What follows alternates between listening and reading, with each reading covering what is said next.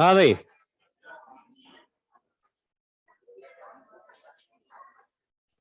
Sir. Good हाँ evening जी। Sir. Sir आपने इसके पहले जो क्वेश्चन खोला था एक बार वो भी डिस्कस कर दीजिए। अच्छा,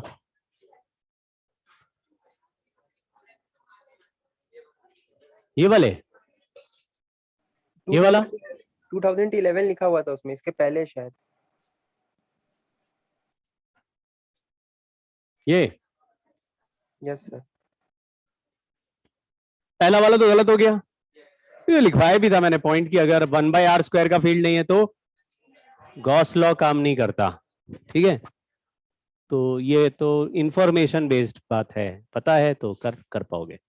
दूसरा लिखा Gauss law can be used to calculate electric field distribution around an electric dipole. ये भी आज आपको समझ में कंप्लीटली आ जाएगा कि ऐसा क्यों है। जैसे आज का क्लास पढ़ने के बाद आपको तुरंत आइडिया लग जाएगा कि ये क्यों गलत है, लेकिन मैंने आपको वैसे थोड़ा सा बता दिया कि डाइपोल में जितना पॉजिटिव उतना नेगेटिव चार्ज है। अगर तुम गॉसियन सरफेस बनाओगे तो नेट चार्ज क्या दिखेगा? 0। तो टोटल फ्लक्स क्या दिखेगा? 0। तो फीलिंग ऐसा देगा कि इलेक्ट्रिक फील्ड नहीं होना चाहिए, जबकि इलेक्ट्रिक फील्ड होता है। तो अभी हमने लेकिन इलेक्ट्रिक डाइपोल पढ़ा नहीं है। उसका कारण ये है कि मतलब दो कारण हो सकते हैं, या तो मुझे इलेक्ट्रिक डाइपोल आता नहीं है क्योंकि, और या मैं भूल जाता हूं। तो जब आ गए तो जो मन में आया पढ़ा दिया, और जो नहीं याद रहा, अब तो वो भी ऑप्शन नहीं, क्योंकि स्लाइड बना रहता है, जो स्लाइड में आ रहा है वो पढ़ाना पड़ता है। लेकिन स्लाइड भी तो देख के आता हूं मैं पूरा, खैर रट के पूरा रटता हूँ ये। तो रीजन किसी, क्योंकि एक बच्चे ने मुझे मैसेज भेजा, सर इलेक्ट्रिक डाइपोल नहीं पढ़ाया आपने। तो सो रहे हो क्लास में? ये तो 2-3 बार बोली थी सारा इलेक्ट्रिक डाइपोल लास्ट में पढ़ाएंगे, किसी न किसी टेस्ट में अभी आ जाएगा इलेक्ट्रिक डाइपोल, तो आ जाएगा तो आ जाएगा ना यार। पढ़ लेना, एनसीईआरटी से पढ़ लो थोड़ा सा इलेक्ट्रिक डाइपोल। पता नहीं अभी ऐसे क्यों हो रहा है, हमेशा ये होता था क्या कि अगर कोई एक दो चीजें हैं जो कि आपके जैसे स्कूल के टेस्ट में भी आ जाती है, कोई कोई चैप्टर ऐसा आ जाता है या कोई ऐसा पोर्शन आ जाता है जो हमने नहीं पढ़ा हुआ है और वो स्कूल में आ रहा है, तो तुम क्या करते हो? स्कूल के टीचर ने पढ़ा, एनसीईआरटी से पढ़ लो और खत्म कर दो, टेस्ट दे दो, कुछ नंबर आ जाएगा 2-4, फिर भूल जाना। मतलब उसके उसके 2-4 नंबर का 2-4 से ज्यादा आते हैं तो फिर तो बढ़िया हो तुम लोग, फिर क्या। मैं तो अपने हिसाब से बोल रहा था। ये वाला क्वेश्चन कर लिया क्या? इसमें तो बॉडी डायगोनल पे अगर चार्ज का रॉड रख देंगे तो maximum length of rod which can be kept inside this cube is √3L, और चार्ज डेंसिटी लैम्डा की है तो चार्ज एनक्लोज्ड हो गया लैम्डा इंटू √3L और डिवाइडेड बाय एप्सिलॉन नॉट किया तो ये आ गया फ्लक्स।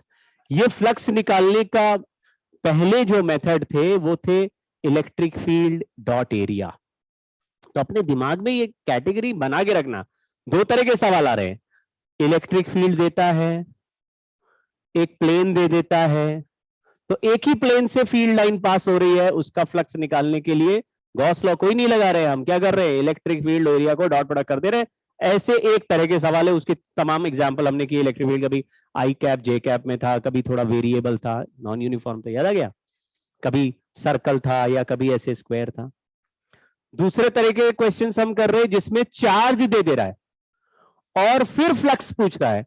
चार्ज देके या चार्ज डिस्ट्रीब्यूशन देके फ्लक्स पूछ रहा है तो आपके दिमाग में गॉस लॉ आना चाहिए। फील्ड का फंक्शन दिया और फ्लक्स पूछा तो ई डॉट एरिया, लेकिन चार्ज दे दिया तो आप कोशिश किससे करेंगे हमेशा, भाई चार्ज दे दिया और कोई सरफेस एरिया दे दो, गॉस लॉ लगाने की कोशिश करेंगे। लेकिन वहां पे ज्यादातर एग्जांपल ऐसे दिखेंगे आपको कि सरफेस एरिया भी क्लोज्ड ही ले लेगा ज्यादातर टाइम, और जहां क्लोज नहीं होगा वहां पे हम क्लोज्ड बनाने की कोशिश करेंगे। याद आ गया क्या? एक ए स्क्वायर था और a/2 पे चार्ज था, तो एक ही प्लेन तो दिया था, चार्ज दे दिया, तो चार्ज दे दिया तो क्या ई डॉट एरिया से कर रहे हैं? नहीं कर रहे, फिर क्या कर रहे हैं? हम चारों तरफ ऐसे सरफेस से उसको कवर कर रहे हैं कि भाई सिमेट्री हो गई और सारा चार्ज अंदर हो गया, कैलकुलेट हो जाएगा। समझ गए क्या? तो वहां थोड़ा कलाकारी करनी पड़ेगी, ऐसा तो है ना। अभी कुछ और भी मजेदार कलाकारियां कर सकते हैं आगे चल के। ये हमने किया हुआ है, हाँ ये तो शेडेड वाला हो गया था। सॉलिड एंगल वाली बात, सॉलिड एंगल, चलो पहले ये करते हैं। क्या आपको, हालांकि सॉलिड एंगल से ये फॉर्मूला कैलकुलेट होता है, ये आप पता नहीं शायद बचपन में सुना होगा फॉर्मूला, मैंने एक बार बताया था यूनिट एंड डायमेंशन में, ये सिखाया था कि किसी भी कोण में यहां पे जो 3 डायमेंशनल एंगल है उसका नाम ही सॉलिड एंगल है। तो 2 तरह के एंगल होते हैं, एक प्लेन एंगल होता है, प्लेन एंगल 2 लाइंस के बीच में होता है, और सॉलिड एंगल ऐसा सरफेस से सबटेंड होता है अंदर। तो ये सॉलिड एंगल है मान लीजिए, ठीक है। तो अगर किसी कोण का सेमी वर्टेक्स एंगल थीटा हो तो उसका करस्पॉन्डिंग सॉलिड एंगल कितना होता है, इसका फॉर्मूला हमारे पास है, वही फॉर्मूला आगे लिखा हुआ है।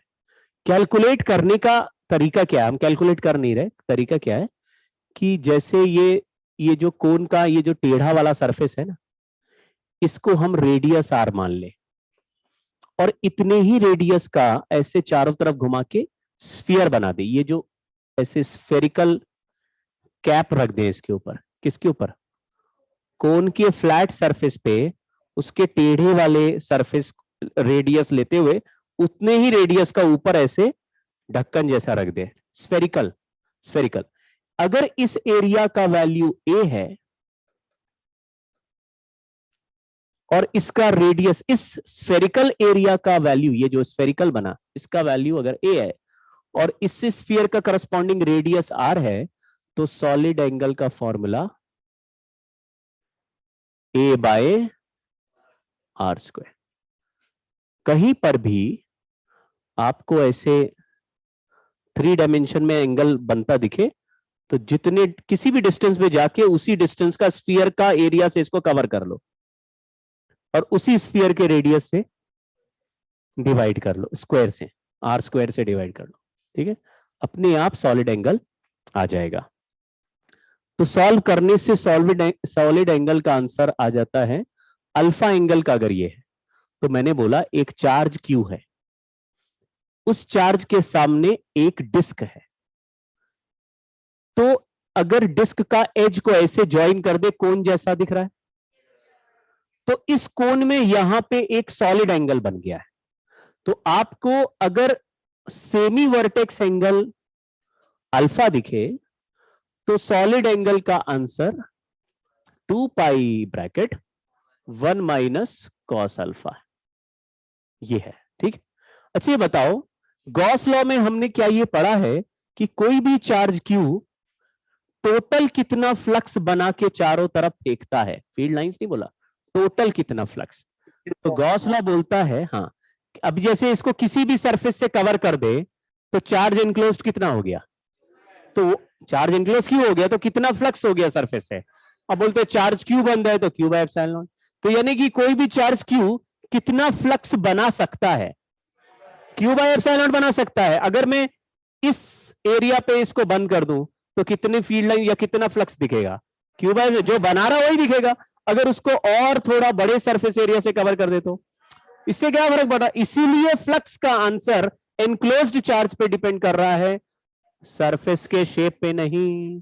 अगर ये चार्ज बाहर होगा तो इस फ्लक्स को इसके साथ काउंट नहीं करेंगे। ये वाला खेल समझ गए।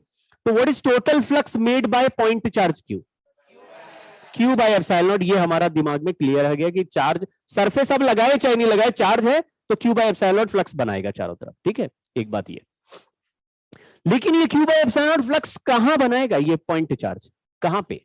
तो आप बोलेंगे भाई 3D में ऐसे बनाएगा सब तरफ, सब तरफ, ठीक है। तो ये जो 3D में टोटल जगह होती है इसका टोटल सॉलिड एंगल नहीं, सॉलिड एंगल वो प्लेन एंगल होता है, सॉलिड एंगल 4 पाई होता है। कैसे आया, अगर इस कोण को और बड़ा कर दूं, ऐसे और ब्रॉड कर दूं, और ब्रॉड करूं तो मुझे अल्फा बढ़ाना पड़ेगा, तो अल्फा ऐसे बढ़ाता चला जाऊं तो अल्फा का वैल्यू ऐसे बढ़ाते बढ़ाते बढ़ाते बढ़ाते पीछे तक ले जाए, नीचे अपने आप पीछे मिल जाएगा। समझ गए क्या, मतलब ऐसे ऊपर का अल्फा बढ़ा रहे तो नीचे का अल्फा बढ़ता जा रहा है, कोण ऐसे ब्रॉड होता जा रहा है। मैं चाहता हूं आगे की पूरी जगह कवर हो जाए, तो आप कहेंगे जी अल्फा को 90 डिग्री ऊपर कर दो, 90 डिग्री नीचे कर दो, तो पूरा आगे की जगह कवर हो जाएगी। लेकिन मैं चाहता हूं पूरा पीछे की जगह भी कवर हो जाए, तो अल्फा को कितना मोड़ना पड़ेगा 180। तो कॉस ये यहां 180 रख के देखो तो maximum solid angle at a point आ सकता है। तो यहां 180 रखो तो कॉस 180 -1 होता है। तो 1 में से -1 सब्ट्रैक्ट किया तो क्या आ गया, तो 2 हो गया। क्या आ जाएगा सॉलिड है। तो अल्फा अगर पाई रख दे तो मैक्सिमम सॉलिड एंगल किसी भी पॉइंट पर 4 पाई है। जैसे प्लेन एंगल किसी पॉइंट पर कितना है 2 पाई है, वैसे सॉलिड एंगल किसी पॉइंट पर कितना है, ये अलग है वो अलग है, ये स्टेरेडियन है वो रेडियन है, दोनों यूनिट अलग है, दोनों की नेचर भी अलग है, कंफ्यूज नहीं होना। 4 पाई है। तो ये जो फ्लक्स हम लिखते हैं किसी क्यू चार्ज का Q बाय एप्सिलॉन नॉट, ये कितने सॉलिड एंगल के लिए होता है 4 पाई के लिए होता है। ठीक है, तो यूनिटरी एंगल के लिए कितना होगा 4 पाई से डिवाइड कर दो। आप देख रहे हो 4 पाई एप्सिलॉन नॉट कांस्टेंट कहां से बन रहा है ना, ये सॉलिड एंगल से डिवाइड हुआ 4 पाई से, तो 4 पाई एप्सिलॉन नॉट हो गया। तो मैंने अगर पूछा आपसे तो ये अल्फा एंगल पर सॉलिड एंगल 2 पाई 1 माइनस कॉस अल्फा है, तो फ्लक्स थ्रू ये डिस्क का आंसर क्या होगा। तो आपने बोला टोटल फ्लक्स को 4 पाई से डिवाइड कर दो और 2 पाई 1 माइनस कॉस अल्फा से, तो इतनी जगह से पास होने वाला फ्लक्स आ जाएगा। हालांकि ये फॉर्मूला हम पहले लिख चुके हैं, ये 2 पाई से 4 पाई काटो कितना आ गया, ये फॉर्मूला याद है, ये हम ऑलरेडी लिख चुके हैं, उसको शायद 2 पाई आर डी आर करके इंटीग्रेट भी किया था हमने। लेकिन अभी हमने क्या बोल दिया, अगर कोई पॉइंट चार्ज है तो कितना फ्लक्स है इसके पास Q बाय एप्सिलॉन नॉट कितने एंगल के लिए है। आप बोलेंगे 4 पाई 3D में 4 पाई एंगल के लिए टोटल सॉलिड एंगल 4 पाई होता है, तो ये अपना फ्लक्स चारों तरफ 3D में फेंकेगा 4 पाई एंगल के लिए। लेकिन अगर ये पॉइंट चार्ज के सामने एक डिस्क रख दो और पूछूं इस डिस्क से कितना फ्लक्स निकलेगा, तो आप कहेंगे ये पॉइंट चार्ज की वजह से डिस्क पे जो सॉलिड एंगल बनता है वो 2 पाई 1 माइनस कॉस अल्फा है। तो 4 पाई का फ्लक्स हमें टोटल पता है और 2 पाई 1 माइनस कॉस अल्फा का फ्लक्स निकालना है, तो ये फॉर्मूले से आ गया। ठीक है, अच्छा रिजल्ट है, इस पर बेस सवाल कर लेते। ये तो हमने गॉस लॉ लगा के कर लिया। आपको आइडिया लगा गॉस लॉ लगा, गॉस लॉ कैसे लगा, मैंने बोला ना पूरा अगर एरिया बनाएंगे तो कितना सॉलिड एंगल कवर होगा 4 पाई, तो पूरा फ्लक्स बोला ना Q बाय एप्सिलॉन नॉट, ये कैसे बोला गॉस लॉ से ही बोला भाई। चलिए ये सवाल जल्दी से करते हैं। क्वेश्चन में लिखा है हमको केवल फॉर्मूला लगाना है। अगर ये एंगल को थीटा बोल दूं तो आपको थीटा एंगल का कोण बनते हुए दिख रहा है, तो इसके थ्रू पास होने वाले फ्लक्स का क्या फॉर्मूला होता है Q बाय 1 माइनस, बोल रहा है ये फ्लक्स जो डिस्क से पास होता है वो टोटल का 1/4 है। पढ़ो जरा, point charge Q is located at the axis of disk of radius r something something if 1/4 of the flux from the charge, तो चार्ज से टोटल फ्लक्स कितना बनता है, तो Q बाय एप्सिलॉन नॉट का 1/4 इससे पास करा, यानी कि ये फॉर्मूले से 1/4 कर दिया। समझ गए क्या, क्या आंसर आया।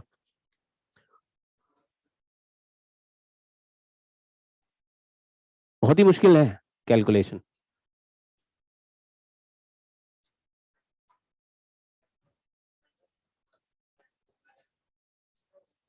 ठीक है, cos थीटा 1/2 आ गया, cos थीटा 1/2 तो थीटा कितना हो गया 60 डिग्री हो गया।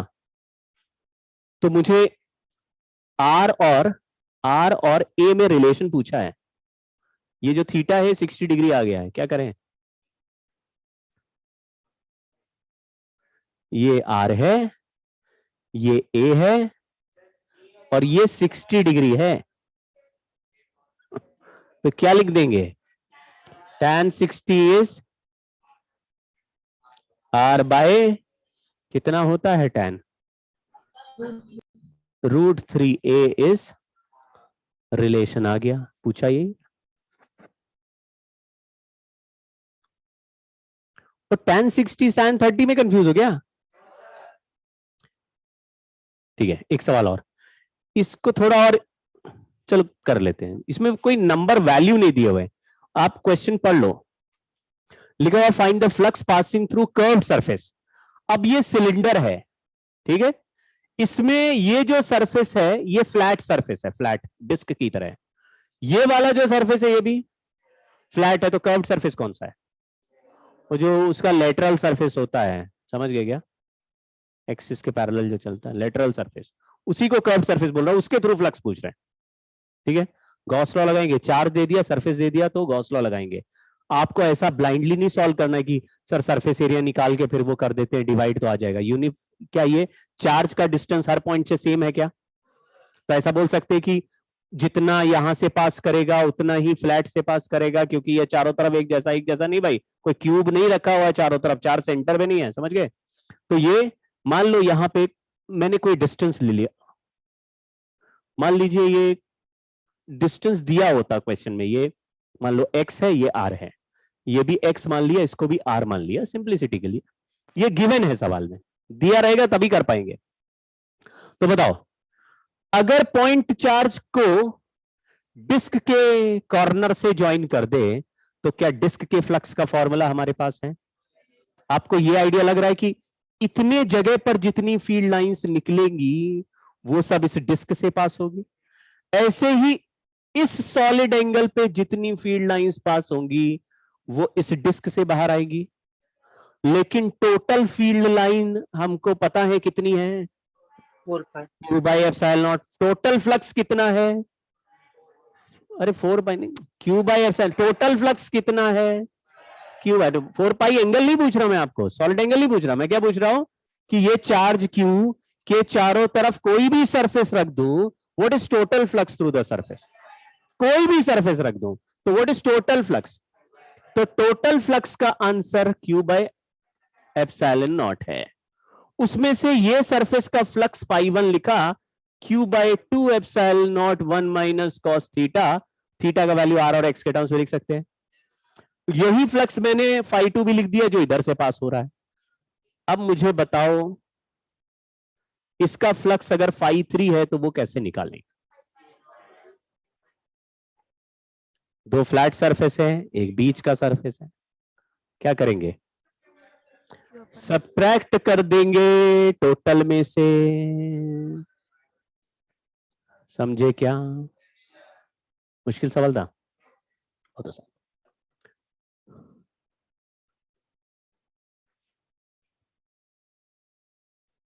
अभी मान लो ये दोनों बराबर थे तो मैंने डबल कर दिया, ठीक है? एंगल वगैरह दिया रहेगा तो कर लोगे, नहीं तो r और x दिया रहेगा, एंगल निकाल लोगे। समझ गए क्या? थीटा कौन सा एंगल है? ये वाला एंगल थीटा है, ठीक? ओके, पढ़ो भाई। Two charges q1 q2 are kept at some distance. An electric field line emerging from positive charge q1 makes 60 degree with the line joining the charges terminate into negative charge making angle 30 degree with the same line. ठीक है। फिर लिखा है determine the ratio of magnitude of charges. Flux का खूबसूरत सवाल है और इसमें तरीका समझिए। कोई एक फील्ड लाइन जो 60 डिग्री पे निकली इस चार्ज से, वो मुड़ते मुड़ते जब दूसरे चार्ज पे टकराया तो एंगल क्या है? और लिखा भी एक पॉजिटिव चार्ज है, नेगेटिव है, मतलब पॉजिटिव चार्ज से फील्ड लाइन एमिट होगा, इधर जाके टर्मिनेट होगा। करेक्ट है क्या? लिखा भी है पॉजिटिव नेगेटिव, हमको केवल वैल्यू का वो चाहिए, रेशियो। तो इसके अंदर से जितनी भी फील्ड लाइंस निकलेंगी वो सब इसके 30 डिग्री के अंदर पे ही टकराएंगी। ये हमें कैसे पता? क्योंकि फील्ड लाइन कभी भी एक दूसरे को क्रॉस नहीं कर सकती। तो ऐसा हो सकता है क्या नीचे की फील्ड लाइन नीचे नहीं जाए, ऊपर से होके आए? ऐसा हो सकता है अभी? तो इधर 60 डिग्री पे जो भी लाइन है, अभी और भी लाइन निकल रही होगी, लेकिन हमें उससे मतलब नहीं है। जितनी लाइन 0 से 60 में इधर से निकलेगी वो 0 से 30 के अंदर ही वहां टर्मिनेट होनी चाहिए, क्योंकि फील्ड लाइंस क्रॉस नहीं हो सकती है। ऐसा हो सकता है क्या कि यहां से बाहर से फील्ड लाइन निकली, वो अंदर घुस के इस पे टकरा जाए?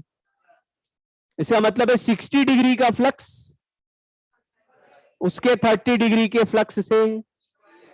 तो बताओ किसी भी चार्ज के सामने अगर 60 डिग्री का फ्लक्स पूछूं तो आप कहेंगे जी 60 डिग्री का किसी भी थीटा एंगल पे अगर डिस्क बना दे तो कितना फ्लक्स है, इसके ऊपर एक डिस्क बना दो तो कितना फ्लक्स है, Q1 बाय 2 एप्सिलॉन नॉट, आगे 1 माइनस cos 60, ये किसका फ्लक्स आ गया, Q1 ने जो फेंका और Q2 ने कितने पे रिसीव किया, तो Q2 अपने 30 डिग्री पे कितना फ्लक्स, क्या आंसर आ गया देखिए, समझ गए क्या, Q1 बाई Q2 का आंसर आ सकता है,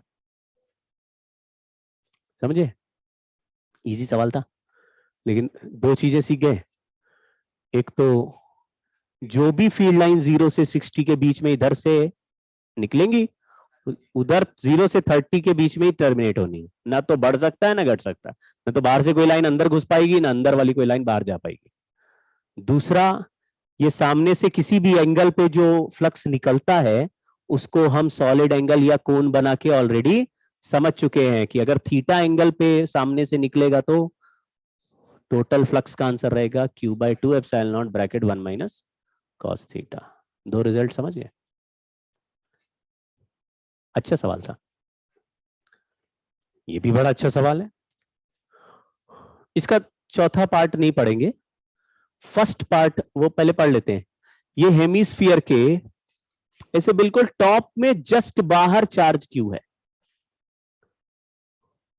अगर मैं पूछूं what is total flux through this closed डिब्बा, काहे 0 क्यों, चार्ज बाहर है तो फ्लक्स 0 बोलना है, करेक्ट है क्या, चलिए। लेकिन क्वेश्चन पूछा है electric flux passing through curved surface of hemisphere, total flux 0 है, कर्व्ड सरफेस ऑफ हेमिस्फीयर का फ्लक्स पूछा है, बट सामने चार्ज हो और एक फ्लैट सर्कल हो तो चार्ज का सर्कल के थ्रू फ्लक्स कैसे निकालते हैं।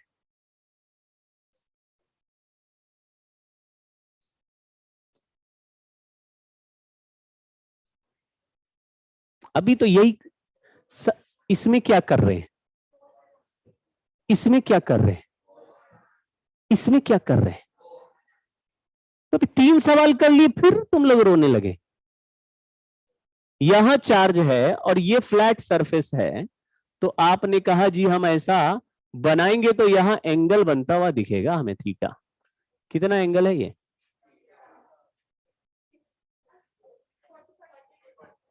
$45, थीटा तो मैंने लिख दिया, तुम लोग कुछ नहीं करोगे मतलब है, नहीं, कितना एंगल है बताओ भाई, हाँ, हाँ।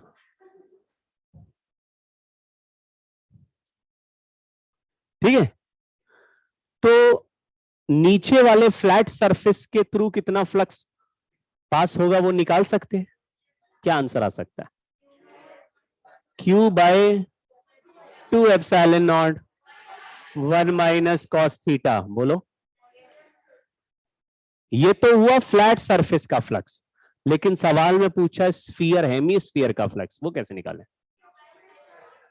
ये ऐसे लिख दिया माइनस का है, बोल रहा है अभी दोनों मिला के 0 बन रहा है, A प्लस बी 0 है और B का आंसर आता है, A का पूछा है, क्या कर,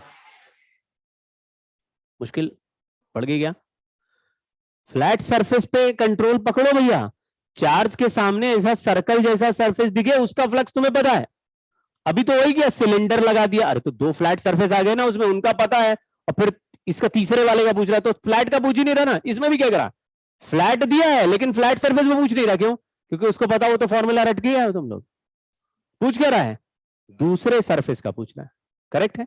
अच्छा, अगर मैं इस चार्ज को जस्ट अंदर रख देता और फिर पूछता हेमिस्फीयर से फ्लक्स क्या है, तो क्या करते हैं,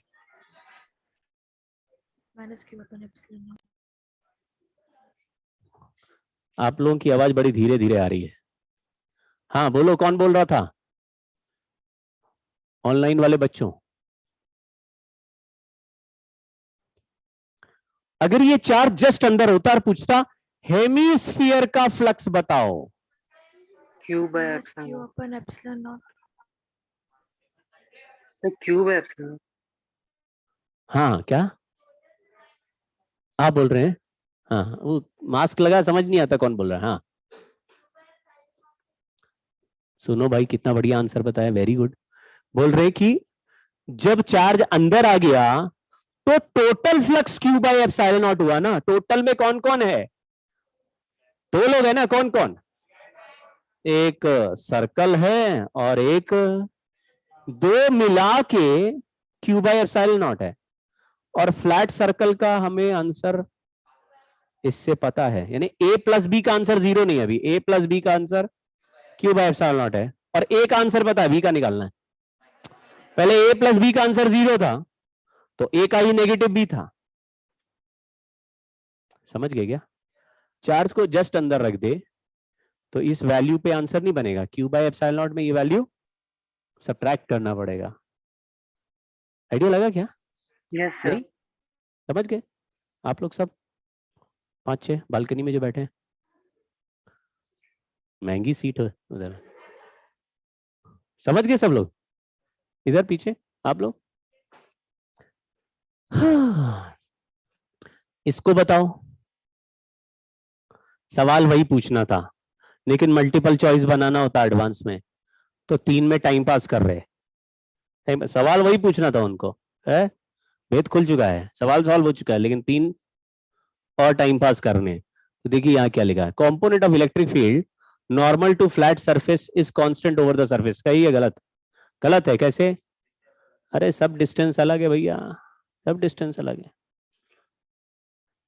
इस सरफेस के हर पॉइंट पर डिस्टेंस सेम है कि अलग अलग है? सब अलग अलग है, कंपोनेंट सेम नहीं आएगा। ये क्या आंसर सही है? 0।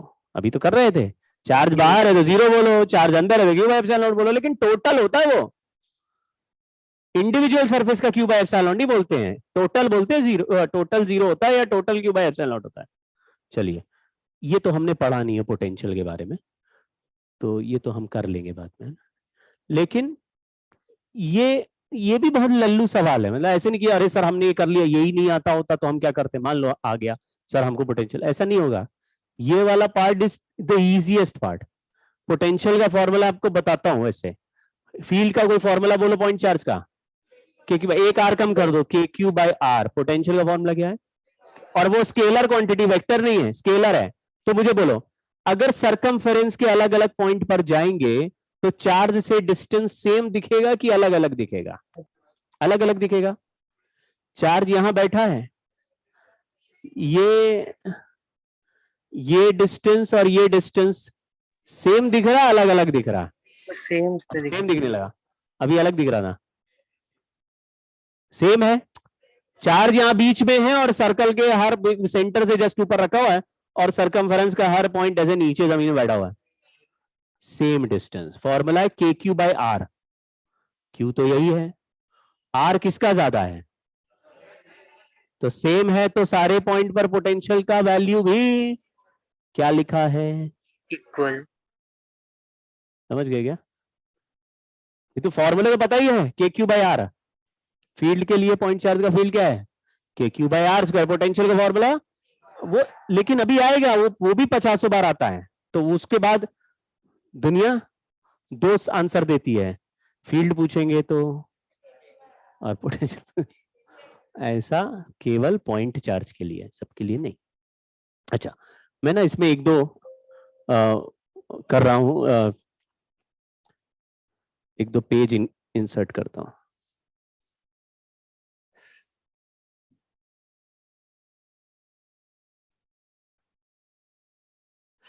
ठीक है, देखना भाई।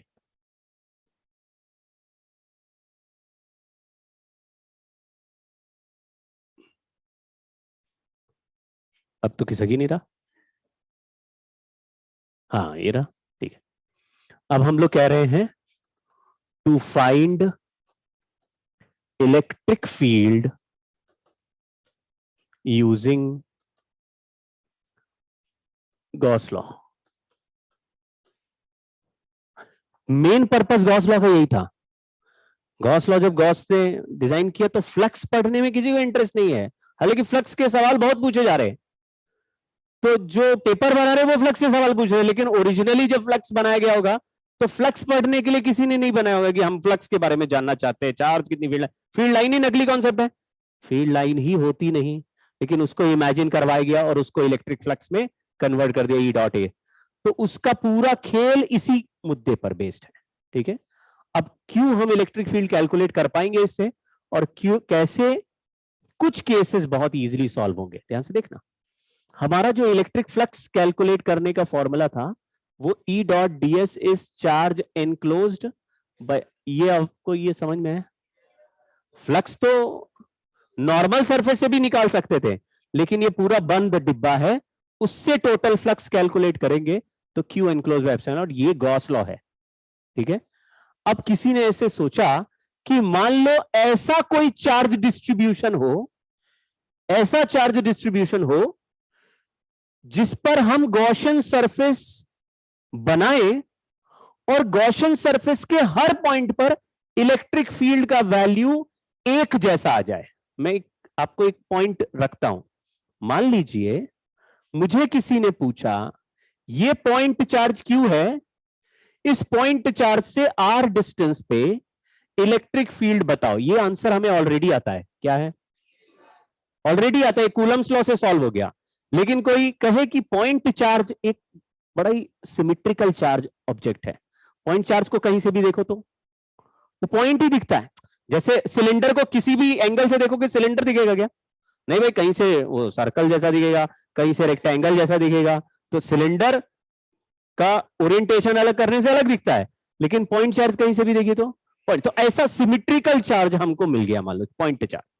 किसी ने पूछा इसके आर डिस्टेंस पे फील्ड बताओ, तो गॉस ने ऐसा सोचा कि चारों तरफ गॉसियन सरफेस एरिया हम ऐसा बनाते हैं जिससे मेरे मन में यह बात आ जाए कि उस सरफेस एरिया की अगर एक पॉइंट पर इलेक्ट्रिक फील्ड ई है तो दूसरे पॉइंट पर भी ई हो और तीसरे पर भी। ऐसा सोचते हुए देखो, मैं एग्जांपल ले रहा हूं, हमने इसके चारों तरफ एक स्फेरिकल सरफेस डिजाइन किया, इस सरफेस का नाम गॉसियन सरफेस लिख दिया। गॉसियन सरफेस किसने बनाया, हमने बनाया, हमने बना दिया। और क्या सोच के बनाया कि पॉइंट चार से हर पॉइंट का डिस्टेंस बराबर दिखे। क्यूब क्यों नहीं बना रहे, क्यूब क्यों नहीं बना रहे, क्योंकि क्यूब का कोना अलग होगा और सेंटर अलग डिस्टेंस में होगा। क्यों, सिलेंडर क्यों नहीं बना रहे, सिलेंडर में भी कोना अलग होगा, सेंटर वाला पॉइंट अलग, मतलब बीच बीच के पॉइंट पास होंगे, कोने कोने वाले पॉइंट दूर होंगे। स्फीयर का हर पॉइंट, तो चार्ज हमको दिया हुआ था, मैंने देखा अरे ये तो चार्ज ऐसा है जिसके चारों तरफ एक ऐसा सिमेट्रिकल सरफेस हम बैठा सकते हैं, हम बैठा सकते हैं जिसका हर पॉइंट से डिस्टेंस एक जैसा दिखे। अब किसी ने पूछा आर डिस्टेंस पे इस पॉइंट पर फील्ड बताओ, तो मैंने कहा अगर इस पॉइंट पर भी पूछते, अगर यहां पर इलेक्ट्रिक फील्ड ई मान लिया जाए तो यहां भी ई ही होगी, क्योंकि कोई लॉजिक ऐसा रीजन ही नहीं है, जितना तुम इधर जाओगे उतनी ही दूर पे यहां पर भी सेम ही रिजल्ट आना चाहिए, और इस जगह पर इलेक्ट्रिक फील्ड कितना आना चाहिए, ई। तो क्या इलेक्ट्रिक फील्ड का आंसर नहीं भी पता है तो भी हम ये कह सकते हैं सिमेट्री देख के कि सब जगह इलेक्ट्रिक फील्ड का वैल्यू, अगर इलेक्ट्रिक फील्ड सब जगह एक जैसा दिखे तो यहां लिखा for highly symmetrical charge distribution ई। अब देखो सरफेस हम डिजाइन करेंगे ऐसा कि ई का वैल्यू सब जगह एक जैसा आए। ये नहीं कह रहे कि कोई भी सरफेस लो तो सेम आए, सरफेस भी हमें सोचना है, चार्ज डिस्ट्रीब्यूशन भी हमें सोचना है, लेकिन अब ज्यादा सोचने की जगह नहीं, क्योंकि ये तो हजारों साल से चला ही आ रहा है, तो क्या करेंगे, जो सोचना होगा वो लोग सोच ही चुके होंगे, हमें तो क्या करना है उसको देख लेना, भाई अच्छा इसमें भी हो रहा है, अच्छा इसमें भी हो रहा है, वाह वाह, ठीक है ना, समझ गए। तो तुम्हारे सीनियर ने जो करा वो तुम पढ़ लोगे बस, क्यों भाई। तो इलेक्ट्रिक फील्ड में भी same for all points of Gaussian surface area, समझ गए क्या। तो गॉसियन सरफेस एरिया हमने बनाया, हर पॉइंट पे इलेक्ट्रिक फील्ड सेम। अगर सेम होता है तो उसको कांस्टेंट की तरह ट्रीट करेंगे, मतलब वो उसका वैल्यू नहीं बदल रहा, तो वैल्यू नहीं बदल रहा तो कांस्टेंट है, कांस्टेंट है इंटीग्रेशन से थोड़ा थोड़ा आइडिया लगा गया। देखो इंटीग्रेशन के अंदर है ये रिजल्ट, अगर इसका वैल्यू हमें पता नहीं है लेकिन ये वैल्यू कांस्टेंट है तो बाहर आ सकता है, अगर इसका वैल्यू भी नहीं पता और ये वेरिएबल है तो फिर इंटीग्रेशन से बाहर नहीं आ सकता। जैसे अगर मैं बोलूं 5 sin x dx को इंटीग्रेट करो, तो sin x dx को ही करोगे ना, 5 तो इंटीग्रेशन से बाहर एज इट इज रहेगा, समझ गए क्या? अब 5 की जगह कोई और भी नंबर लिखा होगा तो भी वो बाहर रहेगा। तो नंबर इंपॉर्टेंट नहीं है, अगर वो उसका वैल्यू नहीं बदल रहा तो ये बात इंपॉर्टेंट, बाहर आ जाएगा। तो ये ई बाहर आ गया। अब इंटीग्रेशन के अंदर बचा ds cos थीटा, ठीक है ना, ई डॉट ds था, ई ds cos थीटा था, ई बाहर आ गया ds cos थीटा। अब ये गॉसियन सरफेस किसने बनाया? हमने। एंगल वगैरह भी हम नोटिस करेंगे। तो ये अगर हमसे कैलकुलेट हो गया तो चार्ज बाय एप्सिलॉन नॉट लिखते, इससे डिवाइड हो जाएगा, तो किसका वैल्यू कैलकुलेट हो जाएगा?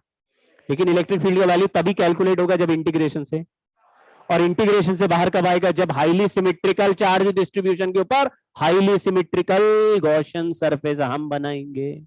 तो दुनिया का हर एग्जाम्पल में ये काम करेगा कि नहीं? नहीं करेगा। अभी देखो डाइपोल में नहीं करता है। क्यों नहीं करता? क्योंकि डाइपोल में दो चार्ज होते हैं। तुम कैसा भी सरफेस बनाओ, एक कोई पॉइंट पॉजिटिव चार्ज से पास होगा, कोई पॉइंट, तो क्या बोल सकते हो हर पॉइंट पे सेम इलेक्ट्रिक फील्ड है? कैसा भी सरफेस इमेजिन कर लो, कोई ऐसा सरफेस बना ही नहीं पाओगे जिसमें आप बोल पाओ हाँ हाँ हर पॉइंट में ऐसा लग रहा है कि सब जगह से बराबर डिस्टेंस है। नहीं आएगा।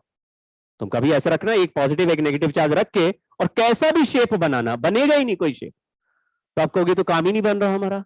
अगर हम एक पॉइंट लेते हैं तो पॉजिटिव के पास आता है, वैसा सिमेट्रिकल पॉइंट वहां पे लेते हैं तो वो नेगेटिव के पास आ जाता है। तो एक जगह फील्ड ई है तो दूसरी जगह ई बोल ही नहीं सकते। अगर नहीं बोल सकते तो गॉस लॉ भी नहीं लगा पाएंगे। तो अगर मैं आपको कहूं कि Gauss law is applicable only for highly symmetrical charge distribution, ये सही स्टेटमेंट है गलत? बिल्कुल गलत स्टेटमेंट है। Gauss law is applicable all the time, everywhere, for all cases, as long as field is 1/r square. Point charge का field अगर 1/r square है तो गॉस लॉ कहीं भी लगाओ, लेकिन गॉस लॉ से इलेक्ट्रिक फील्ड किस केस में कैलकुलेट हो पाएगी? Highly symmetrical. अभी हमने ऐसे बोला एक चार्ज Q1 है, एक चार्ज Q2 है, मैंने ऐसे गॉसियन सरफेस बना दिया, तो हम अभी केवल फ्लक्स ही कैलकुलेट कर सकते हैं। क्यों? क्योंकि चार्ज इनक्लोज कितना है। अगर मैं पूछूं what is flux through this Gaussian surface, Q1 by epsilon not. लेकिन अगर मैं कहूं कि ये सरफेस ऐसा सिमेट्रिकल लग रहा है कि अगर इस पॉइंट पर इलेक्ट्रिक फील्ड ई है तो इस जगह पर भी ई होगा, इस जगह पर भी, ये बात सच है क्या? नहीं। क्यों नहीं सच है? बोलो अजीब है, यहां से डिस्टेंस अलग आ रहा है, यहां से डिस्टेंस अलग आ रहा है, सब जगह ई कैसे हो गया? सेम कैसे हो जाएगा? यहां पे अलग इलेक्ट्रिक फील्ड होगा, यहां पे अलग होगा, यहां पे अलग होगा, समझ गए क्या? तो क्या इस गॉसियन सरफेस या किसी भी शेप के गॉसियन सरफेस से हम इलेक्ट्रिक फील्ड का आंसर इस केस का निकाल पाएंगे? नहीं। तो गॉस लॉ इसमें लगा पाएंगे? हाँ लगा पाएंगे, लेकिन फील्ड नहीं निकलेगा। तो कोई आपको ऐसे ही फंसाएगा, स्टेटमेंट लिखाएगा Gauss law is only valid for highly symmetrical charge distribution. मां गलत है ये statement. But to find electric field लिखा तो दोनों बातों में अंतर समझ में आया क्या भाई? ठीक है, क्योंकि अभी हम बार बार सिमेट्री सिमेट्री सिमेट्री सिमेट्री करते रहेंगे तो कहीं ना कहीं मन में बैठ जाएगा कि गॉस लॉ के लिए सिमेट्री होना जरूरी है, विच इज नॉट करेक्ट। हमने गॉस लॉ लगाया था सिमेट्री वाले में भी और जिसमें सिमेट्री नहीं था उसमें भी। याद है क्यूब के सेंटर पे रखा था तो भी गॉस लॉ लगा था, क्यूब सेंटर से थोड़ा साइड में रख दो तो भी लगा सकते हो ना, क्यूब का तो निकल ही आएगा, समझ गए क्या? हर फेस का अलग अलग नहीं निकल रहा, लेकिन क्यूब का तो निकल रहा है। तो खेल समझ गया कि दिस इज, अब इससे डिवाइड करेंगे तो इलेक्ट्रिक फील्ड कैलकुलेट हो जाएगा। जैसे मैं इस एग्जांपल के लिए बात करता हूं, पॉइंट चार्ज का इलेक्ट्रिक फील्ड का डायरेक्शन अवे होता है। यहां पे छोटा सा एरिया मैंने लिया ds, उसका डायरेक्शन भी अवे हो गया। इनके बीच में कितना एंगल है? cos थीटा का वैल्यू क्या हो गया? तो मैं इसी एग्जांपल की बात कर रहा हूं। तो इलेक्ट्रिक फील्ड इंटीग्रेशन से बाहर आ गया, ds अंदर रह गया, cos थीटा का वैल्यू 1 हो गया। बताओ इस गॉसियन सरफेस के अंदर कितना चार्ज है? Q है, Q बाय एप्सिलॉन नॉट लिख दिया।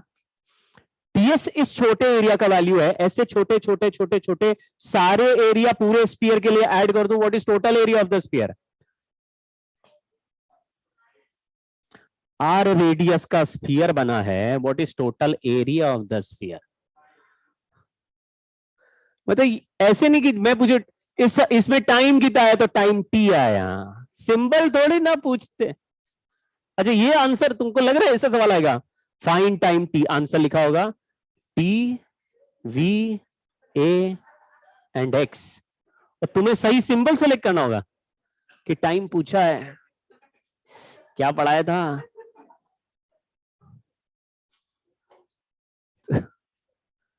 ds का इंटीग्रेशन s हो सकता है, लेकिन मैं तो स्फीयर देके पूछ रहा हूं ना, दिस इज स्फेरिकल सरफेस। बोलो 4 पाई क्यू बाय एप्सिलॉन नॉट कर दिया, तो इलेक्ट्रिक फील्ड का आंसर क्या आ जाएगा? ये 1/4 पाई एप्सिलॉन नॉट को क्या कहते हैं? तो आंसर कि ये तो पॉइंट चार्ज का ही आंसर आ गया। तो पॉइंट चार्ज का फील्ड निकालो, तो और कौन सा आंसर एक्सपेक्ट करो? पॉइंट चार्ज का ही तो आएगा।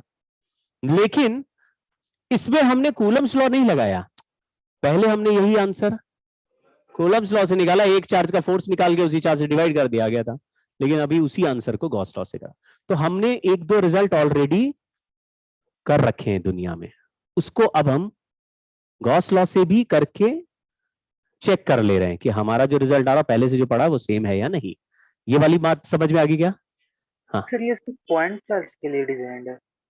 नहीं नहीं, पॉइंट चार्ज के लिए यूज करके पॉइंट चार्ज का फील्ड निकाल दिया है। अभी अभी हम इसी तरीके से और भी केसेस करेंगे, लेकिन आपको अपने आप को यह सिखाना होगा कि किस केस पे गॉस लॉ हम लगा रहे हैं और किस पे नहीं लगा रहे हैं और क्यों नहीं लगा रहे हैं। आपके दिमाग में क्लियर होना चाहिए, क्योंकि सवाल आ गया तो आपको डिसाइड करना पड़ेगा इसको गॉस लॉ से करें या हमको कोई और पुराना रिजल्ट या फॉर्मूला मारना है। हाँ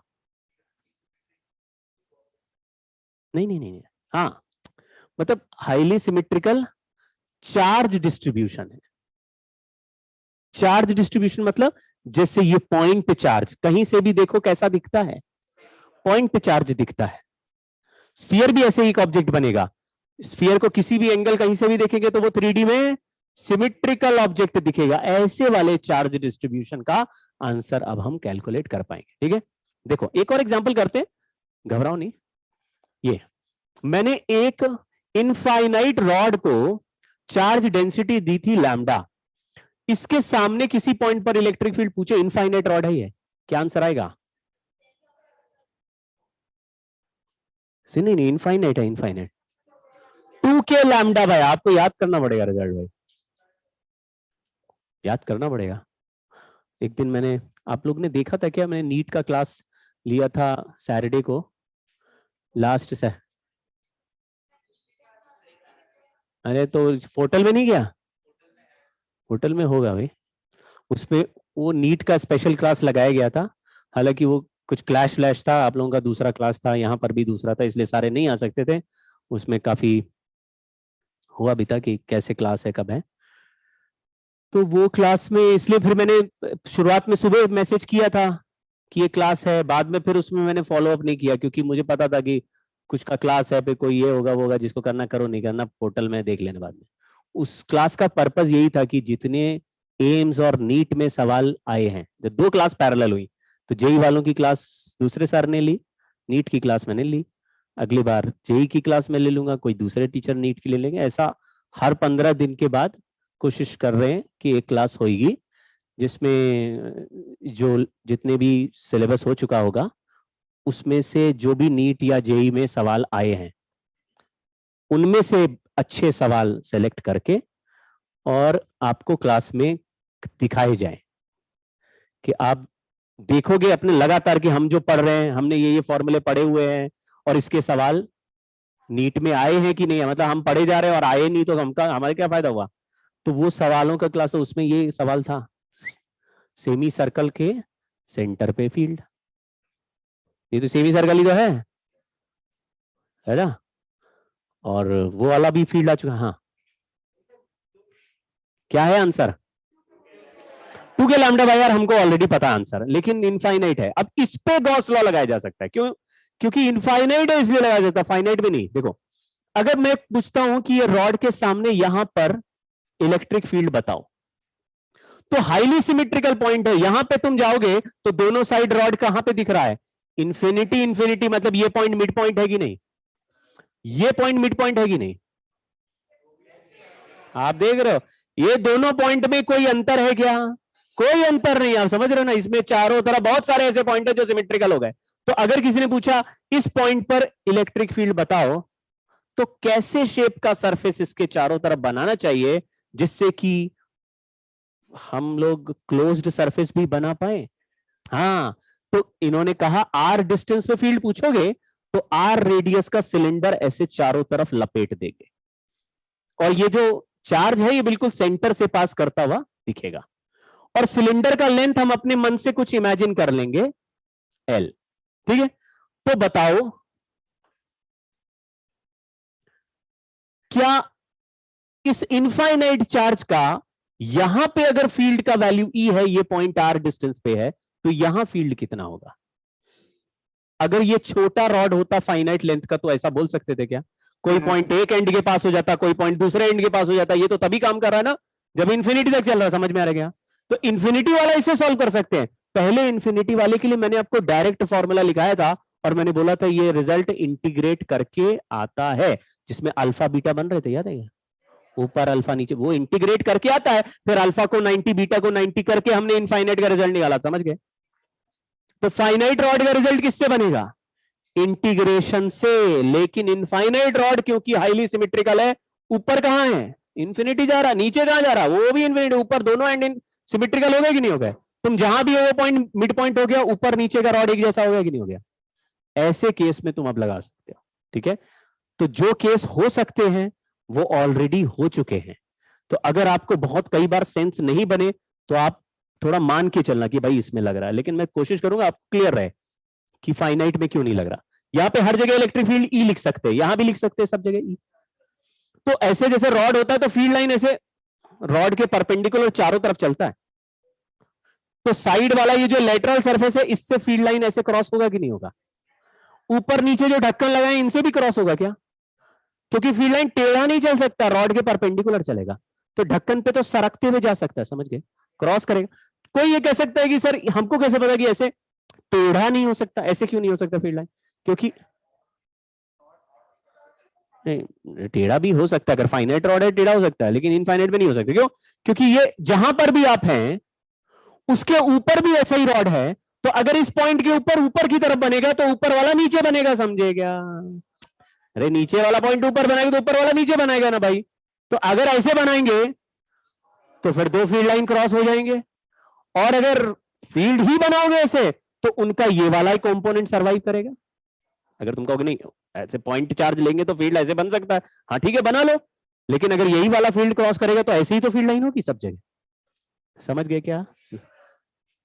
तो हमने चारों तरफ बना लिया। तो अब देखो, इसको गॉस लॉ से इलेक्ट्रिक फील्ड कैलकुलेट कर रहे हैं कितने डिस्टेंस पे? तो रॉड दिया इनफाइनाइट और हमें बोला आर डिस्टेंस पे फील्ड बताओ, तो मैंने उसी आर रेडियस का एक सिलेंडर चारों तरफ बना दिया जिसका हर पॉइंट रॉड से आर डिस्टेंस पे है। तो हम कहेंगे अगर एक पॉइंट आर डिस्टेंस पे इलेक्ट्रिक फील्ड ई बनेगा तो दूसरे आर डिस्टेंस पर भी, क्योंकि इस पॉइंट और इस पॉइंट में पोजीशन के अलावा दूरी से तो कोई अंतर नहीं आ रहा। और रॉड इधर से देखने पर भी रॉड है, रॉड इधर से भी देखने पर भी रॉड ही, एडजस्ट। तो इंटीग्रेशन ई डॉट डीएस क्या होता है? ये क्या होता है? ये गॉस लॉ होता है। ये गॉस लॉ होता है, ये हमेशा लगाया जा सकता है चाहे सिमेट्री हो या नहीं। ये हमेशा लिखा जा सकता है क्या? ये हमेशा नहीं लिखा जा सकता, ये केवल सिमेट्री पे ही। बहुत बढ़िया। Charge enclose by epsilon. अब मैं वैल्यू लगा रहा हूं। ये डिब्बा जो हमने बंद किया ये कितने लेंथ का हमने लिया? चार्ज डेंसिटी लैम्डा है, तो इस एल लेंथ के डिब्बे के अंदर कितना चार्ज एनक्लोज्ड है? बहुत बढ़िया, लैम्डा एल लिखा गया। Charge enclosed by epsilon not.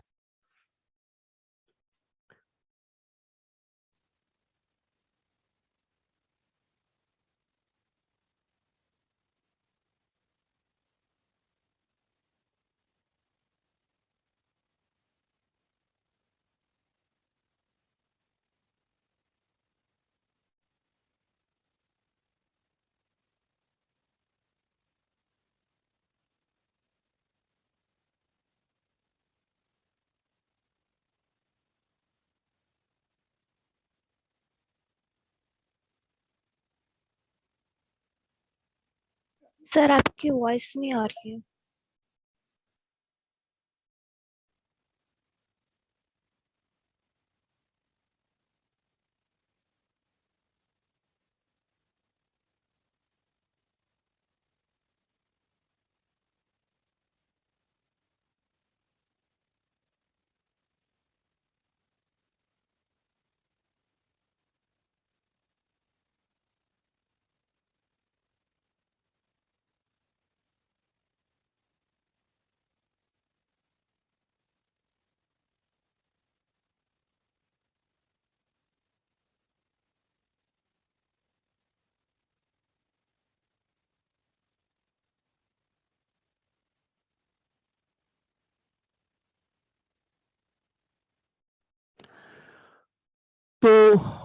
ई बाहर। अच्छा ये बताओ, अब ये सरफेस एरिया की जगह क्या लिखेंगे? हाँ, इलेक्ट्रिक फील्ड इनटू ये वाला कर्व्ड सरफेस एरिया लेंगे। ऊपर नीचे ढक्कन नहीं ले रहे, समझ गए क्या? ठीक है, 2πr L is lambda L by epsilon naught. L cancel हो गया, इलेक्ट्रिक फील्ड का answer lambda by 2π epsilon not r। ये 1/2π को 2k लिख सकते, क्या समझे क्या? k 1/4π होता है, 2k हो गया ये। तो आपको मतलब ये तो हमें आता ही था, सेम चीजें डिराइव कर दे रहे हैं, क्या फायदा हुआ? तो 4-5 रिजल्ट्स और हैं जो आपने, वही आप बता रहे ना स्कूल में हमने पढ़े, शीट वाला पढ़ा हुआ।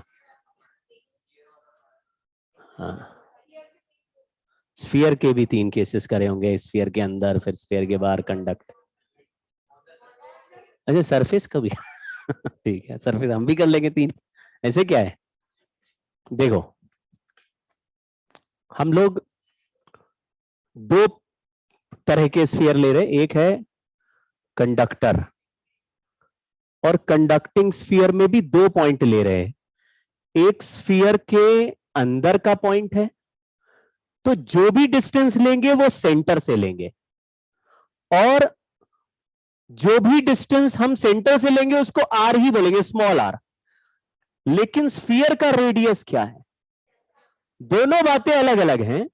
यहां पे स्मॉल आर का value less than capital are लिखा है, मतलब हम किस जगह के फील्ड की बात कर रहे हैं। इसमें जरा भी सॉल्व करने की बात नहीं है। इलेक्ट्रिक फील्ड को हमने तुरंत ही 0 लिख दिया, क्योंकि कंडक्टर के अंदर इलेक्ट्रिक फील्ड 0 होता ही है, इस चैप्टर में हमेशा 0 है। तो ये स्फीयर अगर नहीं भी होता और कोई और शेप का कंडक्टर होता और उसको चार्ज देते, तो भी इलेक्ट्रिक फील्ड को क्या बोलना? तो स्फीयर है, इसमें कोई खास बात नहीं हो गई। कंडक्टर है तो फील्ड वैसे भी 0 है, ठीक है। लेकिन कई बार स्कूल में या कहीं बोलते नहीं नहीं नहीं, आप तो गॉस लॉ से करिए। तो गॉस लॉ से ऐसे ही करना है, आपको बोलना है आर रेडियस पे जाके एक बना हुआ है, हाँ देखो एक सरफेस बना हुआ है, इस सरफेस का हर पॉइंट सेंटर से सेम डिस्टेंस पे है। तो हम लॉजिकली कह सकते हैं, अगर एक जगह पर इलेक्ट्रिक फील्ड ई मान ले, तो फिर सब जगह ही ई माननी पड़ेगी। आप ये कैसे देखो, सेंटर से यहां का डिस्टेंस स्मॉल आर है, और सरफेस से भी हर जगह का डिस्टेंस एक जैसा ही है ना? तो कोई एक पॉइंट और दूसरे पॉइंट में कोई डिफरेंस नहीं है। आप ऐसे स्फीयर को घुमा के देखो तो कोई एक पॉइंट और दूसरे पॉइंट में कोई डिफरेंस ही नहीं है। अगर सेंटर से बराबर है तो सब जगह इलेक्ट्रिक फील्ड ई है, तो मैंने ई डॉट डी एस लिखा या ई डॉट डी ए लिखा, और charge enclose by epsilon not करना था। कंडक्टर में चार्ज डालते कहां फैलता है? सरफेस पे, तो अंदर चार्ज ही कितना है? तो इसके अंदर कोई चार्ज नहीं, तो 0 चार्ज है। मतलब इसमें उल्टा प्रूव कर रहे हैं, हम लिख देंगे क्यू एनक्लोज्ड 0 है, तो फ्लक्स का वैल्यू 0 है। लेकिन ई क्योंकि सेम है तो ई बाहर आ गया, और इंटीग्रेशन ds इक्वल टू 0 हो गया। ये ds का वैल्यू 4πr² है, तो e इंटू 4πr² का वैल्यू, तो इससे डिवाइड कर दो, 0 ही आया ना। अंदर फील्ड क्या? लेकिन आप कंडक्टर में कभी प्रूव नहीं करना, क्योंकि ये स्फीयर है तो सिमिट्री है, सिमिट्री है तो गॉस लॉ लगा रहे हैं। लेकिन जिसमें टेढ़ा मेढ़ा कंडक्टर भी होगा, वहां सिमिट्री नहीं भी होगा, तो भी आपको फील्ड हमेशा 0 बोलना है, आपको प्रूव नहीं करना है फील्ड, दिस इज फैक्ट, ठीक है। अंदर का पॉइंट 0। तो अपने दिमाग में पिक्चर बना के रखना है। मान लीजिए 5 मीटर रेडियस का एक स्फीयर दिया मैंने आपको, और चार्ज उस पर डाला, तो कहां पे फैल जाएगा चार्ज? वही 5 मीटर के सरफेस पे फैल जाएगा, रेडियस वाले पे। अगर सेंटर से 3 मीटर पे फुल फील्ड पूछे तो 0, 2 पे पूछे तो, और 5 पे पूछे तो 0 नहीं है, क्योंकि सरफेस पे पहुंच गया। लेकिन अंदर हर जगह सरफेस पे कितनी होगी? कंडक्टर के सरफेस पे फील्ड कितनी होती है? किसी भी कंडक्टर के सरफेस पे कितनी होती है? Sigma by epsilon not. तो अभी हम लोग ये देखेंगे कि सरफेस पे सिग्मा बाय एप्सिलॉन नॉट आ रही है कि नहीं। चलिए, अभी ये जो स्फीयर दिया है, इसके सरफेस पे चार्ज फैला हुआ है, लेकिन हमें फील्ड कहां पूछ रहा है? तो ये आउटसाइड वाला पॉइंट हो गया, इसमें भी 0 ही लिखा है। ठीक है, तो बाहर के किसी पॉइंट पे पूछेंगे तो हम, जब बाहर के लिए एनिमेशन नहीं बनाया, एक गॉसियन सरफेस बनाया आर रेडियस का, और ये आर कैपिटल आर से बड़ा है, सारे डिस्टेंस हमेशा सेंटर से ले रहे हैं और हर डिस्टेंस को स्मॉल आर बोल रहे हैं, रेडियस केवल कैपिटल आर है, रेडियस फिक्स है, स्मॉल आर वो पॉइंट है जहां पे फील्ड कैलकुलेट करना है। ठीक है, तो गॉसियन सरफेस भी हमेशा उसी रेडियस का बनेगा जहां पे फील्ड कैलकुलेट करना है, समझ गए? तो स्फीयर का रेडियस दिया 5 मीटर, बोला 8 मीटर पे कितना फील्ड है, तो तुम क्या करोगे? 8 मीटर का एक अलग गॉसियन सरफेस बनाओगे। अब बोलो अंदर इसके कितना चार्ज एनक्लोज्ड होगा? गॉसियन सरफेस के अंदर कितना चार्ज है? बोला जो स्फीयर में डाला है सारा ही चार्ज है। यहां बना रहे थे तो 0 था, यहां बनाया तो लिख दिया E dot ds is charge enclosed by epsilon not. अब E बाहर, ds मिला के सारा एरिया स्फेरिकल होता है। गॉसियन सरफेस समझ गए ना? Spherical Gaussian surface equal to जो चार्ज जो भी चार्ज है स्फीयर पे वही Q हो गया, डिवाइड कर दो Q बाय, यानी कि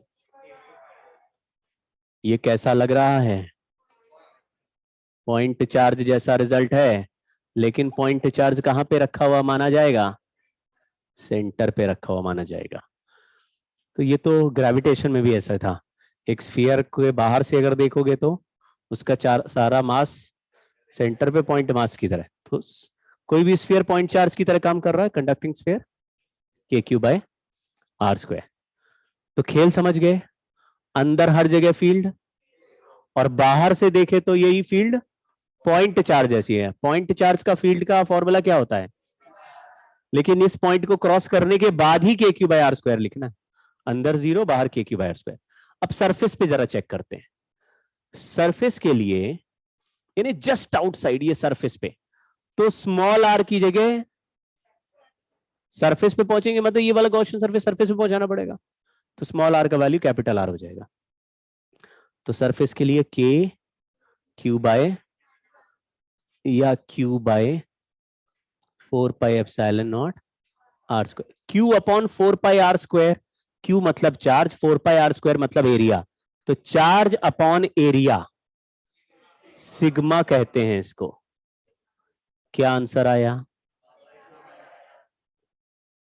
ये किसी भी कंडक्टर के लिए यही आता है, लेकिन यहां पे हमने प्रूफ कर दिया है। ठीक है, सिग्मा बाय एप्सिलॉन। तो सरफेस का रिजल्ट हमें पता चल गया। सरफेस के रिजल्ट को ये भी लिख सकते हैं, ये भी लिख सकते हैं। बाहर के रिजल्ट को ये लिख रहे हैं, बाहर के रिजल्ट को सिग्मा के टर्म्स में भी लिख रहा हूं, KQ by R square sigma R square by epsilon not R square. ये स्मॉल r ग्रेटर देन, ये कहां से आया? इस समझ लो कि ये जो Q है, ये जो Q है उसको हमने sigma into 4 pi R square लिख दिया। ये पहचान पा रहे हो? अभी तो आपने बोला Q upon 4 pi R square sigma होता है, चार्ज अपॉन एरिया है सिग्मा, तो sigma into 4 pi R square is Q। तो सोचो यहां पे लिख दिया sigma into 4 pi capital R square, 4 pi cut गया, नहीं Q तो हट गया ना, sigma into 4 pi R square, 4 pi cut गया, तो ऊपर बचेगा सिग्मा और R स्क्वायर, यही आ जाएगा, यही आ जाएगा। दो रिजल्ट क्यों लिखे हैं? क्योंकि स्फीयर के केसेस ही सबसे ज्यादा पूछे जाते हैं, सबसे ज्यादा स्फीयर के केसेस आ रहे हैं, और स्फीयर के केसेस सबसे ज्यादा आ रहे हैं, तो स्फीयर के लिए हम लोगों को बहुत तैयार रहना है। तो अगर कभी बोल दिया हमारे पास एक ऐसा कंडक्टिंग स्फीयर है जिसका चार्ज डेंसिटी सिग्मा है, तो फिर आंसर सिग्मा के टर्म्स में लिखना पड़ेगा, क्योंकि चारों ऑप्शन सिग्मा में होंगे। और कभी बोलेगा चार्ज टोटल क्यू है, तो सारे आंसर हम लोग घर से ही तैयार करके याद करके जाएंगे वहां पे, ये कैलकुलेशन करेंगे नहीं, मुझे दोनों फॉर्मूले याद। अंदर फील्ड क्या है? 0, तो सिग्मा के टर्म्स में क्या है? 0, तो 0 ही रहेगी ना। Sigma is 0 sigma.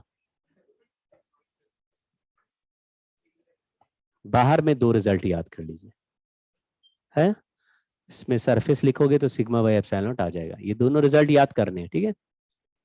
देखो भाई, ये यहां पे यूनिफॉर्मली चार्ज शेल या कंडक्टिंग स्फीयर लिखा है। यूनिफॉर्मली चार्ज शेल क्यों लिखा है? उसका रीजन ये है कि अगर मैं आपको एक शेल, समझते हैं क्या चीज होता है? हॉलो स्फीयर, बिल्कुल पतला हॉलो स्फीयर है।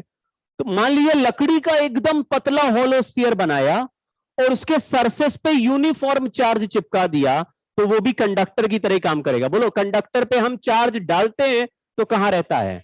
सरफेस पे अपने आप आके यूनिफॉर्म फैल जाता है। लेकिन हम नॉन कंडक्टर को भी बिल्कुल वैसे ही चार्ज करें, कैसा? सरफेस पे चार्ज करे और वो भी यूनिफॉर्मली, तो वो अपने आप उसका डिस्ट्रीब्यूशन किसकी तरह हो गया? कंडक्टर की तरह। वो कैसा बिहेव करेगा?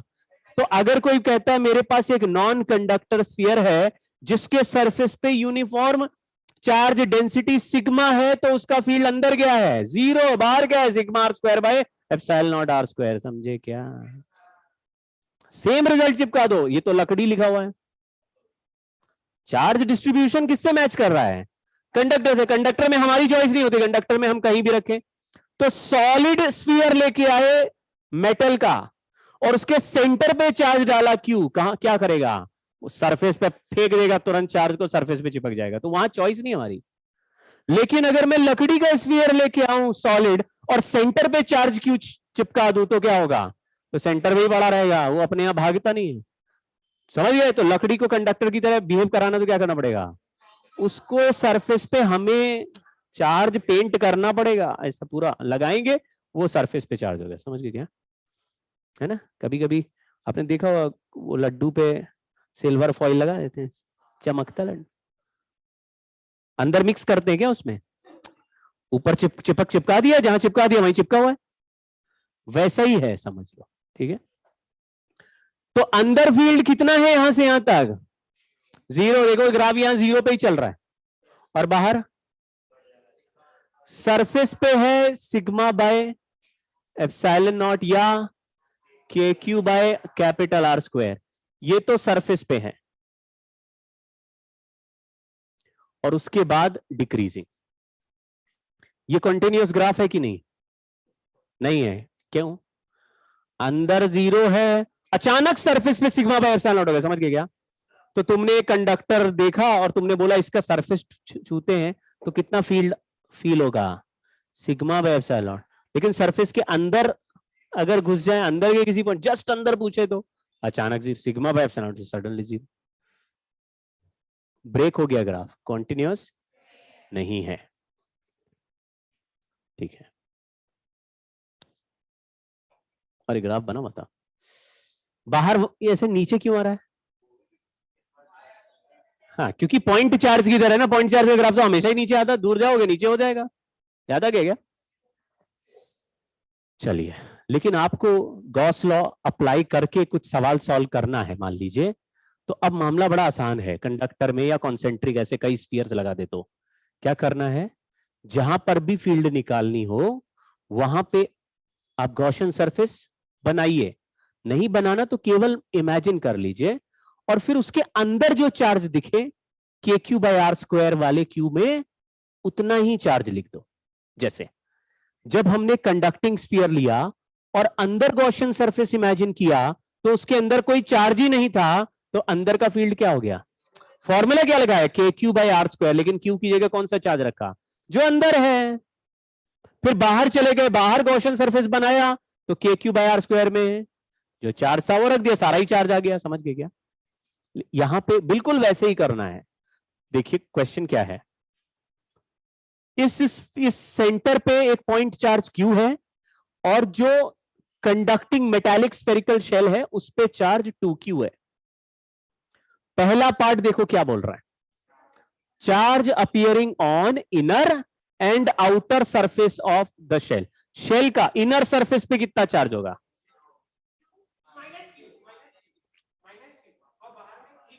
ये हॉलो स्फीयर है, इसका आइडिया लग रहा है आपको?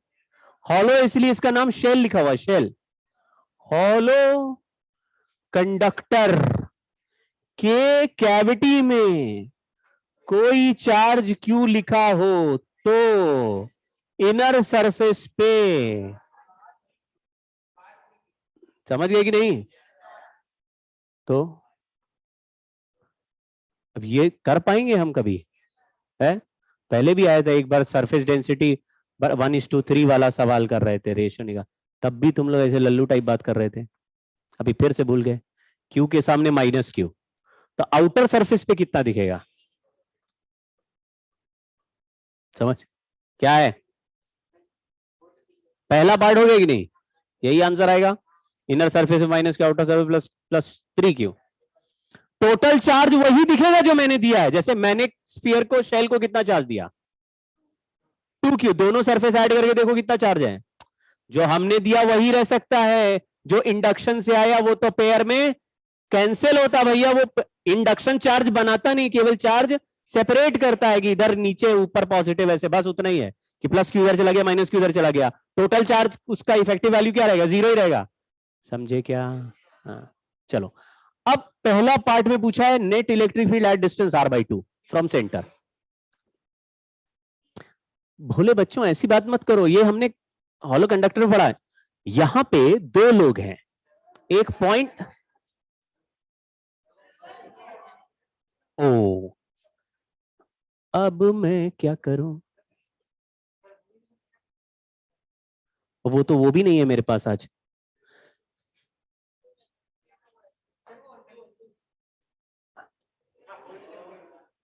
वाह,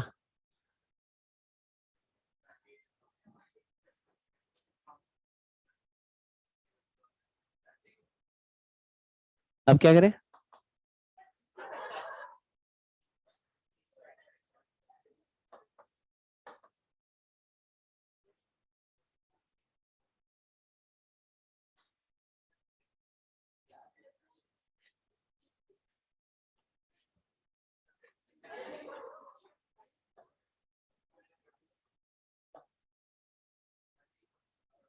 हाँ लेकिन पढ़ेंगे, हाँ हो तो रहा है।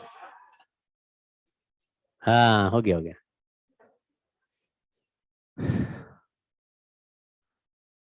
तो अभी यही सिखाने की कोशिश में कर रहा था। ये अगर अकेला केवल शेल होता या अकेला कंडक्टर होता तो उसके अंदर फील्ड 0 बोलते, बाहर KQ/R² वाली बोलते। लेकिन क्या ये अकेला है? इसके सेंटर पे चार्ज रखा है ना हमने, तो वो चार्ज कुछ नहीं करेगा क्या? वो लल्लू है। तो क्या कर रहा है वो चार्ज? तो आपको क्या करना है, देखो आपको बोला यहां पे अगर r डिस्टेंस पे फील्ड निकालनी है तो ऐसा गॉस, केवल इमेजिन करो कि हमने यहां पे गॉसियन सरफेस बनाया होता तो कितना चार्ज एनक्लोज हो जाता, क्यों हो जाता, तो कितना फील्ड का आंसर लिख देते हैं। पहला result small r less than capital R, समझे कहां पे ले रहे हैं? कहां पे है ये? वो कैविटी में, कैविटी वाली जगह पे क्या आंसर लिख देंगे बोलो? KQ/R²। ये वाला रिजल्ट कौन सा वाला रिजल्ट इस फॉर्मूले में वैल्यू डालने से आएगा? r/2 या 2r? 2r क्यों नहीं लिख सकते? वो बाहर चल ये जाए। केवल अंदर वाली जगह के लिए, इसमें लिखा small r less than capital R। दूसरा रिजल्ट लिख रहे हैं small r greater then r, मतलब अभी कहां पे, यहां जाके कोई पूछता फील्ड बताओ तो यहां पे एक गॉसियन सरफेस इमेजिन करो, what is total charge enclosed? 3q। Total charge बोला मैंने। हाँ, तो आप कहेंगे भाई इसको क्यू है, यहां माइनस क्यू, वहां 3q है, सबको ऐड कर लो, ठीक है। लेकिन आपको इतना बहुत भयंकर साइंस लगाने की जरूरत भी नहीं है। हमने कितना चार्ज इस सिस्टम में दिया ही हुआ है, एक सेंटर वाला क्यू है और बाहर से हमने कितना डाला है, तो मैंने कितना दिया ही हुआ है, तो 3q ही दिखेगा। जो अपीयर होते चार्ज वो आपस में अपने आप कटते हैं भाई, इंडक्शन वाले चार्ज अपने आप। तो इस सिस्टम में चार्ज है ही कितना, एक सेंटर वाला चार्ज क्यू और एक स्फीयर पे चार्ज डाला 2q, टोटल चार्ज 3q ही तो लाके रखा है। सो टोटल चार्ज 3q, तो क्या लिख देंगे इलेक्ट्रिक फील्ड? K3q/R²। इन दोनों रिजल्ट में r का वैल्यू रैंडमली कुछ भी लिख सकते हैं क्या? तो पहला रिजल्ट r/2 पे फील्ड निकालना होगा, तो कौन सा वाला फॉर्मूला में रखेंगे वैल्यू? रखो जरा। तो small r equal to capital R/2 रखा, इलेक्ट्रिक फील्ड का वैल्यू 4kq/r² हो गया। इसमें क्या रखे? तो small r equal to 2r रखा, तो इलेक्ट्रिक फील्ड का आंसर 3kq/4r²। पहचान गया? जहां पे पूछा वहीं पे आप गॉस लॉ वाला स्फीयर। अब देखो, इसमें गॉस लॉ तभी काम करता है जब चार्ज सेंटर पे है और ये शेप स्फेरिकल है। तभी आप जब गॉसियन सरफेस स्फेरिकल बनाओगे तो सेंटर वाले चार्ज से चारों तरफ इसका डिस्टेंस एक जैसा दिख रहा है कि नहीं, और सरफेस से भी इसका चारों तरफ से डिस्टेंस एक जैसा आ रहा है कि नहीं आ रहा, एक जैसा सिमेट्री है। अगर मान लो ये चार्ज, ये जो क्यू वाला चार्ज सेंटर नहीं होकर थोड़ा साइड में होता, तो फिर हम इलेक्ट्रिक फील्ड निकाल नहीं सकते हैं, इलेक्ट्रिक फील्ड नहीं निकाल सकते हैं, निकलेगा ही नहीं। अगर हमने कंडक्टर लिया और चार्ज यहां रख दिया, तुमने कहा अभी भी गॉसियन सरफेस बना लो, देखो हमने गॉसियन सरफेस के चारों तरफ बना लिया, तो तुमने जब इस चार्ज के लिए सिमेट्री किया तो ये बाहर वाले इस चार्ज के लिए सिमेट्री बन रहा है क्या? बराबर आ रहा है।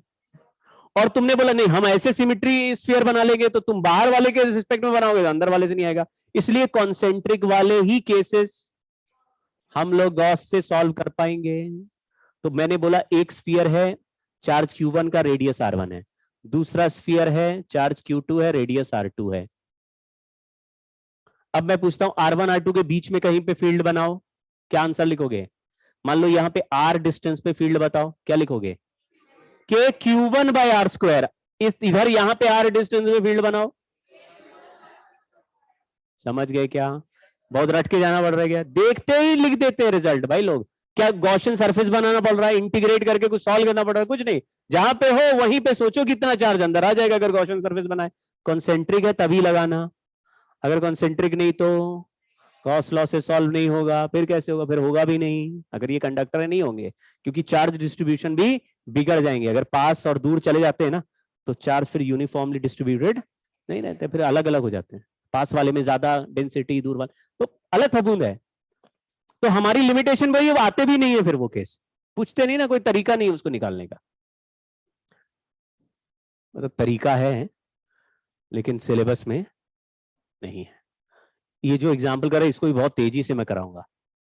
ये जो लिखा है electric field due to uniformly charge non conducting sphere, non conducting नहीं भी लिखा हो और लिखा है स्फीयर इज यूनिफॉर्मली चार्ज, समझ लेना कि स्फीयर सॉलिड है और उसके अंदर पूरा चार्ज भरा हुआ है और वो नॉन कंडक्टर ही होगा, तभी चार्ज अंदर भर पाएंगे। समझ गए क्या? यूनिफॉर्मली चार्ज सॉलिड स्फीयर का मतलब अंदर चार्ज भरा हुआ है, क्योंकि कंडक्टर में हमारी चॉइस, हम अंदर भरना भी चाहेंगे तो भी सरफेस पे रहेगा। ठीक, तो ये चार्ज कैसा? यूनिफॉर्मली का मतलब क्या है? हमेशा इसको बेसन का लड्डू मानो। कभी खाया बेसन का लड्डू? बनते देखा कभी? देखा होगा, ज्यादातर घरों में बनता ही बनता है ना। कैसे बनता? बेसन को भूनते हैं पहले, फिर लड्डू बना के क्या ऊपर से शक्कर लपेट देते हैं। क्या करते हैं? शक्कर क्या करते हैं? पहले भून लिया, बाद में उसी में शक्कर मिक्स कर देते हैं। मतलब सब जगह थोड़ा बहुत 19-20 अलग होता होगा, लेकिन सर हमारे यहाँ तो ड्राई फ्रूट भी डालते हैं।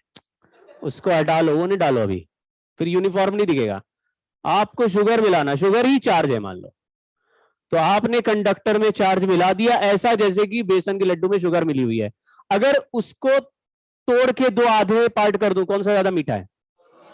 दोनों बराबर हैं। मान लो पूरे लड्डू में 50 ग्राम शुगर है, तो आधे में कितनी है? 50 ग्राम, 25 ग्राम है। समझ गए ना? अगर 1/10 ले लेंगे तो 5 ग्राम। कोई कहता है ना हमको इतना मीठा खाने का मन नहीं, तो तुम उसको थोड़ा देते, मतलब क्या है? शुगर की क्वांटिटी अपने आप कम हो गई। तो क्या आपको ऐसा लग रहा है कि जितना कम वॉल्यूम लेंगे उतना कम शुगर रहेगा? यानी वॉल्यूम में शुगर यूनिफॉर्मली, चार्ज को ऐसे ही इमेजिन करके रखिए। तो अगर एक बड़ा स्फीयर है चार्ज क्यू का 5 मीटर रेडियस का, तो पूरा 5 मीटर का जो वॉल्यूम होगा, 5 मीटर तो रेडियस है, वॉल्यूम भी तो कुछ होगा, उसमें चार्ज क्यों फैला हुआ है। अगर उसमें से 2 मीटर रेडियस का स्फीयर काट के निकाल ले तो क्या सारा चार्ज इस 2 मीटर पे भी होगा? ज्यादा होगा, कम होगा? कैसे निकालेंगे इतना चार्ज? कैसे निकालेंगे छोटे स्फीयर में कितना चार्ज?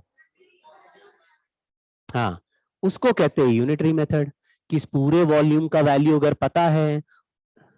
कभी खरीदो ना टमाटर, उस दिन खरीदवाए थे टमाटर, सब्जी मंडी गए और टमाटर वाला बोल रहा है, मम्मी ने बोला 3 किलो टमाटर लेके आओ, तो तुम सोच के गए कि जब जाएंगे तो पूछेंगे 1 किलो कितने का है, फिर 3 किलो के लिए पैसे देने। उसने बोला 30 रुपए का 2.5 किलो, 30 रुपए का 2.5 किलो, लो फंस गए। लौट आए कि यार 1 किलो दे ही नहीं रहा था, 2.5 किलो 30 रुपए, अब मैं क्या करूं? किससे स्वागत होगा? पान पराग से? चप्पल देगा कि नहीं? फिर यूनिटरी मेथड सिखाया जाएगा तुमको कि लल्लू राम जब वो 2.5 किलो बोल रहा था तो 30 रुपए के, फिर क्या करना था? 1 किलो का रेट आप वहीं बैठे बैठे बना सकते हैं, नोटबुक और पेन लेके जाओ। अब फिर यूनिटरी मेथड सिखा देते ना बचपन में ऐसे ही, अब ऐसे दे ही रहा है वो, तो आपको डिवाइड करना है। तो जितना क्वांटिटी का वैल्यू पता है उससे डिवाइड करो, जिसका चाहिए से मल्टीप्लाई करो। तो 5 मीटर का वैल्यू पता है तो 5 मीटर का जो वॉल्यूम होगा 4/3 पाई 5 क्यूब, उससे डिवाइड करो। 2 मीटर का चाहिए तो इतना सब कहानी इसलिए बोल रहे क्योंकि यहां पे यही हो रहा है। देखिए, हमको किसी ने पूछा कि सॉलिड स्फीयर के अंदर इलेक्ट्रिक फील्ड कैलकुलेट करना, लेकिन अंदर चार्ज भरा हुआ है या कंडक्टर नहीं है, तो आप समझ गए कि दोनों बातें सेम है। कंडक्टर नहीं है तभी अंदर चार्ज भर सकते हो, ठीक है? तो यूनिफॉर्मली चार्ज भरा हुआ है, सब जगह अंदर चार्ज है, और ये कंडक्टर नहीं है, तो अंदर इलेक्ट्रिक फील्ड जीरो होना आप जरूरी। कंडक्टर में जीरो होता है, इसमें जीरो नहीं हो भी सकता कि नहीं हो जीरो, ठीक? तो हमने क्या मान लिया कि अगर आर डिस्टेंस पे फील्ड निकालना है और small R is less than capital R, यानी हम कहां पे हैं? अंदर के किसी पॉइंट पे फील्ड निकाल रहे हैं, तो उतने ही रेडियस का एक गॉसियन सरफेस बनाया। सेंटर से हर पॉइंट का डिस्टेंस क्या दिख रहा है? सेम दिख रहा है, तो लॉजिकली बोल सकते हैं ना सब जगह फील्ड का वैल्यू ई होगा, क्योंकि हर पॉइंट तो एक ही रेडियस का है। तो ई बाहर हो गया, इंटीग्रेशन के अंदर बचता है डीएस। ये शेप कैसा है गॉसियन सरफेस का? क्यूब है, क्यूब बनाया गया। स्फेरिकल है तो ये एरिया हमें पता चल गया, ये हमेशा गॉसियन सरफेस एरिया ही होता है, equal to charge enclosed by epsilon. ई बाहर पहले निकाल दिया क्योंकि ऑलरेडी लिख चुके हैं, स्कूल में करना तो पहले पूरा लिखना, अंदर वाला लिखना फिर बाहर लगाना। तो ई बाहर आ गया इनटू इक्वल टू, तो लिखा देखो Q by 4 pi R cube into 4 pi by 3 R cube. कुछ समझे क्या? कितने रेडियस के अंदर का चार्ज निकाल रहे हैं? गॉसियन सरफेस, गॉसियन वाले रेडियस के अंदर का, गॉसियन सरफेस का रेडियस हमने कितना लिया है, और जबकि स्फीयर का रेडियस क्या है? आप दोनों बातें हम हर बार यही कर रहे हैं। स्फीयर के रेडियस को मैं हमेशा कैपिटल आर बोल रहा हूं, और जहां फील्ड निकालना है उस डिस्टेंस को सेंटर से स्मॉल आर बोल रहे हैं। तो हमने गॉसियन सरफेस कितने रेडियस का लिया? Small R capital R? Small R. Gaussian surface हमेशा वही बनाना है जहां फील्ड पूछा है, तो इधर वाले 4 पाई आर स्क्वायर में हमेशा स्मॉल आर रहेगा, गॉसियन सरफेस एरिया है। इधर कुछ भी रह सकता है, इधर तो वहां तक का चार्ज निकालना है जहां पे चार्ज एनक्लोज करना है। आइडिया लग रहा है ना? 5 मीटर का स्फीयर है, किसी ने बोला सेंटर से 3 मीटर पे फील्ड बताओ जी, तो तुम क्या करोगे? 3 मीटर का गॉसियन सरफेस बनाओगे, उसके अंदर का चार्ज निकालोगे, लेकिन चार्ज तो 5 मीटर का दिया है, तो क्या करोगे? अबे तो 5 मीटर के वॉल्यूम से मल्टीप्लाई डिवाइड करोगे, और 3 मीटर के वॉल्यूम से मल्टीप्लाई करोगे तो 3 मीटर का चार्ज आ जाएगा कि नहीं? डिवाइडेड बाय, ये सब कैंसिल वैंसिल कर सकते हैं, तो इलेक्ट्रिक फील्ड का आंसर आ जाएगा K Q R by R Q. लेकिन एक टर्म है जिसको हम बोलते हैं डेंसिटी। डेंसिटी को चार्ज अपॉन वॉल्यूम भी लिखते हैं, तो यही रिजल्ट डेंसिटी के टर्म्स में लिखूं मैं, तो देखो इसी रिजल्ट को यहां पे ही लिख रहा हूं, density into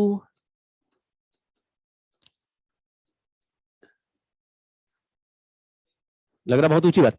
charge upon volume को मैंने किस सिंबल से रिप्लेस कर दिया? चार्ज अपॉन, तो डेंसिटी इंटू वॉल्यूम हो गया ना। डेंसिटी इंटू छोटा वॉल्यूम इज छोटा चार्ज विच इज इनक्लोज्ड। अगर इन दोनों को आपस में सॉल्व करूं, इन दोनों को, तो 4 पाई से 4 पाई कैंसिल हो जाएगा, आर स्क्वायर से आर क्यूब कैंसिल हो जाएगा, एक आर ऊपर बचेगा, आंसर आ जाएगा रो आर बाय। वैसे तो ऐसा हो नहीं सकता कि ये रिजल्ट आप भूल जाए, क्योंकि इतनी बार यूज होगा कि आपको याद हो जाएगा, बहुत बार यूज होगा, लेकिन उसका वेट नहीं करेंगे। सिग्मा और चार्ज में कंडक्टर वाले दो रिजल्ट याद हो गए, अंदर 0 है बाहर 2 रिजल्ट है। डेंसिटी के ये अंदर वाले रिजल्ट हमने 2 लिखे, एक चार्ज क्यू के टर्म्स में और एक, वहां पे कैलकुलेट नहीं करेंगे, इसको याद करके जाएंगे। स्फीयर का केस ही इंपॉर्टेंट होता है। अब रुक जाना 2 मिनट है। अरे यही सवाल आया है, तुम तो रोने लगो। यही सवाल आया है कि कंडक्टर का ग्राफ कौन सा है 4 में से। कुछ और ही पूछ लेते, इतने हजारों सवाल बन रहे दुनिया में। यही, ये चार्ज 4 में से यही ग्राफ दिख जाएगा तो कर पाओगे? कंडक्टर के फील्ड का ग्राफ कैसा है बताओ? तो इसमें कुछ करना थोड़ी ना है, ग्राफ आगे कर लो। अभी फील्ड कहां निकालना है जल्दी से बता, आखिरी पॉइंट कहां निकालना है फील्ड? बाहर के किसी पॉइंट पे, तो small R greater than capital R लिख दिया आउटसाइड, तो फिर गॉसियन सरफेस भी उतने ही रेडियस का लेंगे। जैसे कोई बोलता है 5 मीटर का स्फीयर है, 8 मीटर पे फील्ड बताओ क्या करेंगे? तो बाहर जाके 8 मीटर का गॉसियन सरफेस बनाओगे तो कितना चार्ज इनक्लोज हो जाएगा? फिर तो सारा ही इनक्लोज हो जाएगा। सारा कितना था? तो सारा क्यू इनक्लोज कर देते हैं। तो यहां पे तो पॉइंट चार्ज जैसे ही आंसर आ जाना चाहिए। तो हमारा E dot D S is Q by epsilon not, मतलब क्यू, अब उधर स्मॉल क्यू इधर कैपिटल क्यू, मैंने थोड़ा गड़बड़ कर दिया, बट काम चला लेना। ये हमेशा कौन सा वाला ही है? देखो ये ऐसे है, क्वेश्चन सरफेस दिया, कितने रेडियस का बनाया? अगर 5 और 8 में से यूज करना है तो कौन सा नंबर लिखोगे? 8 वाला लिखोगे, समझ गए?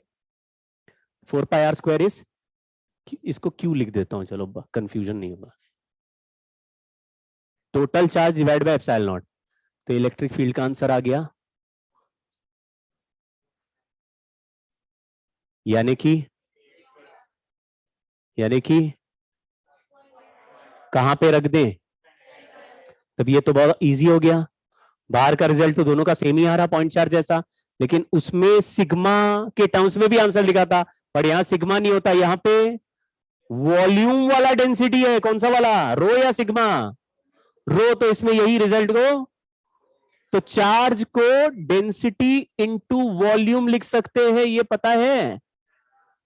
तो यहां पे डेंसिटी इंटू वॉल्यूम घुसा दूंगा तो रो के टर्म्स में आंसर बनेगा। तो देखो K Q by R square rho R cube by 3 epsilon not R square. Exam तुम दोगे कि मैं? आप देंगे। रिजल्ट भी किसको याद रखना है? मुझे तो याद ही है कि नहीं? तो कैसे सिलेक्शन हो रहा है समझ गए ना? रिजल्ट याद रखो, हो जाएगा। हो गया 2-2, और इसमें भी अंदर बाहर 2-2। ठीक है, चलो जी। टेस्ट वाले कुछ क्वेश्चन ग्रुप में डाले थे हमने से, कुछ बिल्कुल समझ नहीं आए। डाले थे क्या? Yes sir. अरे कब डाल दिए? किस ग्रुप में डाले हो? सर बैच 3 वाले में। चलो भेजते हैं। बैच 3 वाले में तो प्रखर ने डाले थे एसएचएम के सवाल, तुमने भी डाले हैं? हाँ सर, अभी लास्ट वाला मेरा ही है। 1 मिनट, अभी डाले हो? नहीं सर, एक कल परसों डाला था। ठीक है सर ठीक उसमें है, एक पैसेज वाला था, वो तो एकदम नहीं आया। 1 मिनट। के टी बैच 3, ये तो बच्चों ने सॉल्व कर दिए हैं, पैसेज वाला नहीं हो रहा।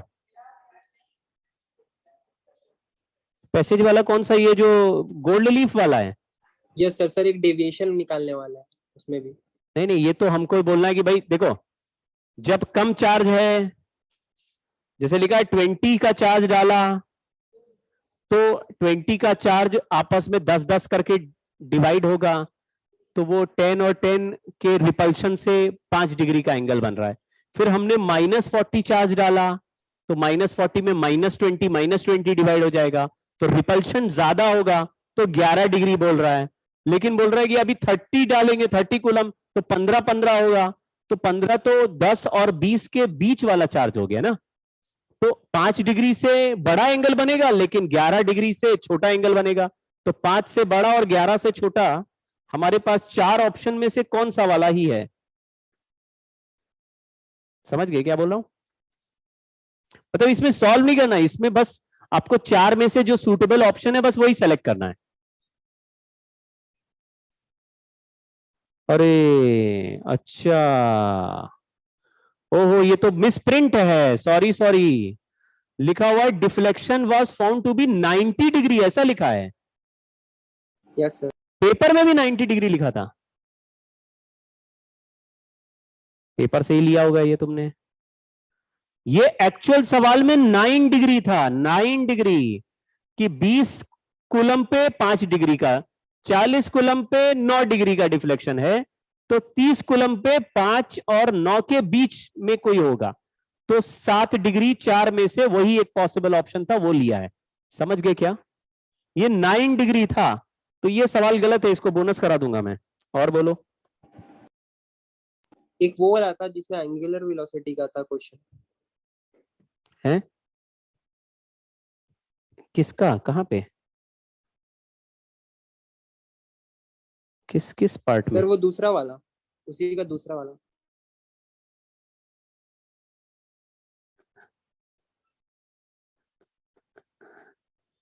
इसी पैराग्राफ में? नो सर, जितने क्वेश्चन है टोटल उसमें से सेकंड वाला फोटो। एक मिनट, सेकंड वाला, हाँ हाँ हाँ हाँ ठीक है। लिखा है 2 positive point charges magnitude 10 coulomb are fixed at position A and B separated 2D 6 metre पे। A negative charge particle is revolving in along a circular path। तो ये तो हमें ऐसे कर लेना चाहिए भाई, ये आसान सवाल है। एक मिनट है,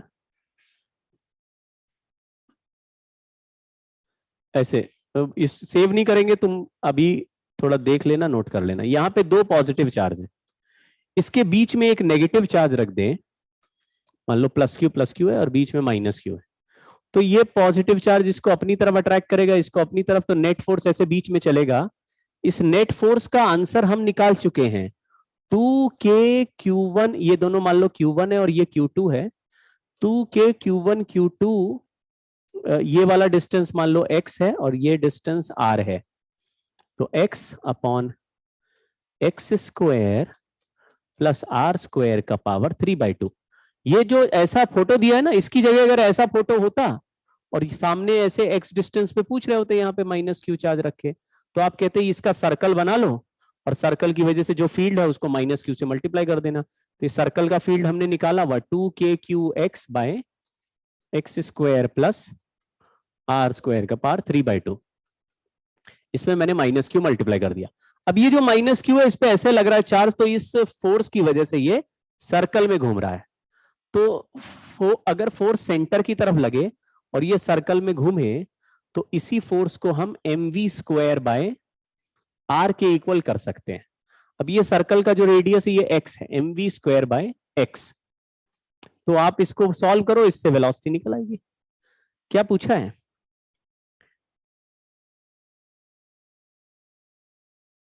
द एंगुलर वेलोसिटी, तो mv स्क्वायर बाय r भी मत लिखो, तुम लिखो mr ओमेगा स्क्वायर, तो उससे ओमेगा निकल आएगा। समझ गए क्या? Yes sir. और कोई सवाल?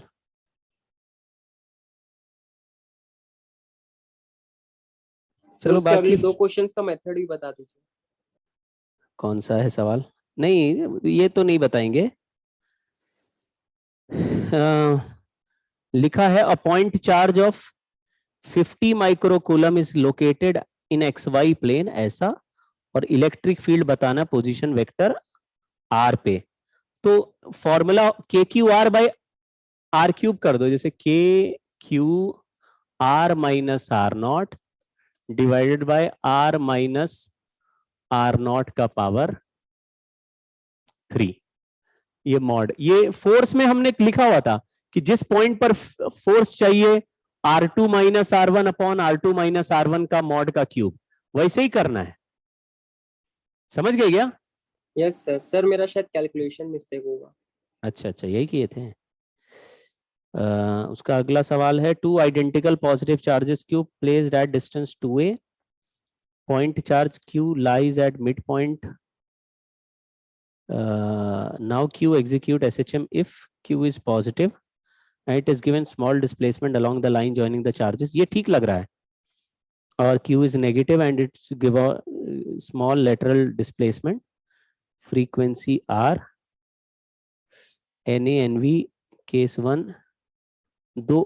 अच्छा, तो ये भी वैसे ही सवाल हो गया, ऐसे जो किया ना, मान लो दो चार्जेस पॉजिटिव हो और यहां बीच में एक और पॉजिटिव चार्ज रख दे, तो इधर x खिसकाओगे तो देखो कैसे इधर SHM हो जाएगा, क्योंकि ये तीसरा भी पॉजिटिव है, तो अगर इसके पास खिसकाओगे तो रिपेल करेगा, तो रिपल्शन से वापस भागेगा। तो फॉर्मूला ऐसे हो जाएगा, जैसे ये दोनों मान लो Q1 है और बीच वाला Q2 है, तो K Q1 upon a minus X whole square minus K Q1 upon a plus X whole square. ये पहचान में आया क्या लिखा हमने फोर्स का फॉर्मूला? Yes sir. x खिसकाएंगे तो एक से डिस्टेंस हो जाएगा a माइनस एक्स और दूसरे से बढ़ के डिस्टेंस हो जाएगा a प्लस एक्स। ठीक है,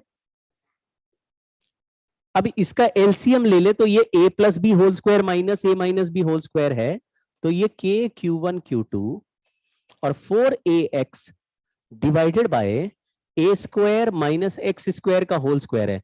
लेकिन x का वैल्यू अगर मच लेस देन a लेंगे तो x को a के सामने नेग्लेक्ट कर देंगे, तो ये भी a स्क्वायर हो जाएगा और ये भी a स्क्वायर हो जाएगा, तो नीचे a का पावर 4 हो जाएगा। उसको कैंसिल करेंगे तो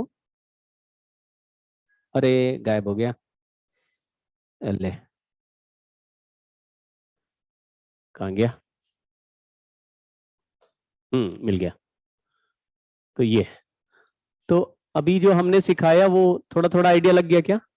तो हमारा आंसर आया K Q1 4ax divided by a का पावर 4। ये आया पहले केस का फोर्स का फॉर्मूला। तो a से ये कैंसिल किया, a क्यूब हो गया, तो जो बच गया उसको ओमेगा रूट के बाय एम, अब मास से डिवाइड कर दें अगर तो रूट के बाय एम हो जाएगा, रूट के यानी K Q1 by M A cube into 4। ये हो गया पहले वाले का। दूसरे वाले का ओमेगा ऐसे ही निकालें तो दूसरे वाले में जब दो चार्ज पॉजिटिव लेते हैं और तीसरा नेगेटिव, परपेंडिकुलर में वो ऑसिलेट कराना पड़ता है, लेटरल में ऐसे, तो परपेंडिकुलर में ऑसिलेट कराते हैं तो स्मॉल डिस्प्लेसमेंट के लिए ये भी SHM है, लेकिन यहां पे सर्कल जैसा फीलिंग आता है, तो ये आ जाएगा 2Q1 x bye a cube. शायद ये आपको याद आ रहा होगा, ये x square plus a square का पावर 3/2 है, x को नीचे इग्नोर कर दिया, तो यहां देखो ये टर्म, ये 2 वाला आया, तो ये जो सेकंड केस का ओमेगा है इसमें 2K Q1 by M A cube आ जाएगा, तो इनके रेशो में √2 आ जाएगा। देखो ये √2 है और ये √4 है, ठीक है ना? तो ये दोनों स्टेटमेंट शायद ट्रू हो जाएंगे, एक बार ट्राई कर लेना, ठीक है? यस चलो नमस्कार। थैंक बाकी यू। सवाल ट्राई कर लेना एक बार, फिर बता देंगे। हाँ सर, ओके ओके। सर।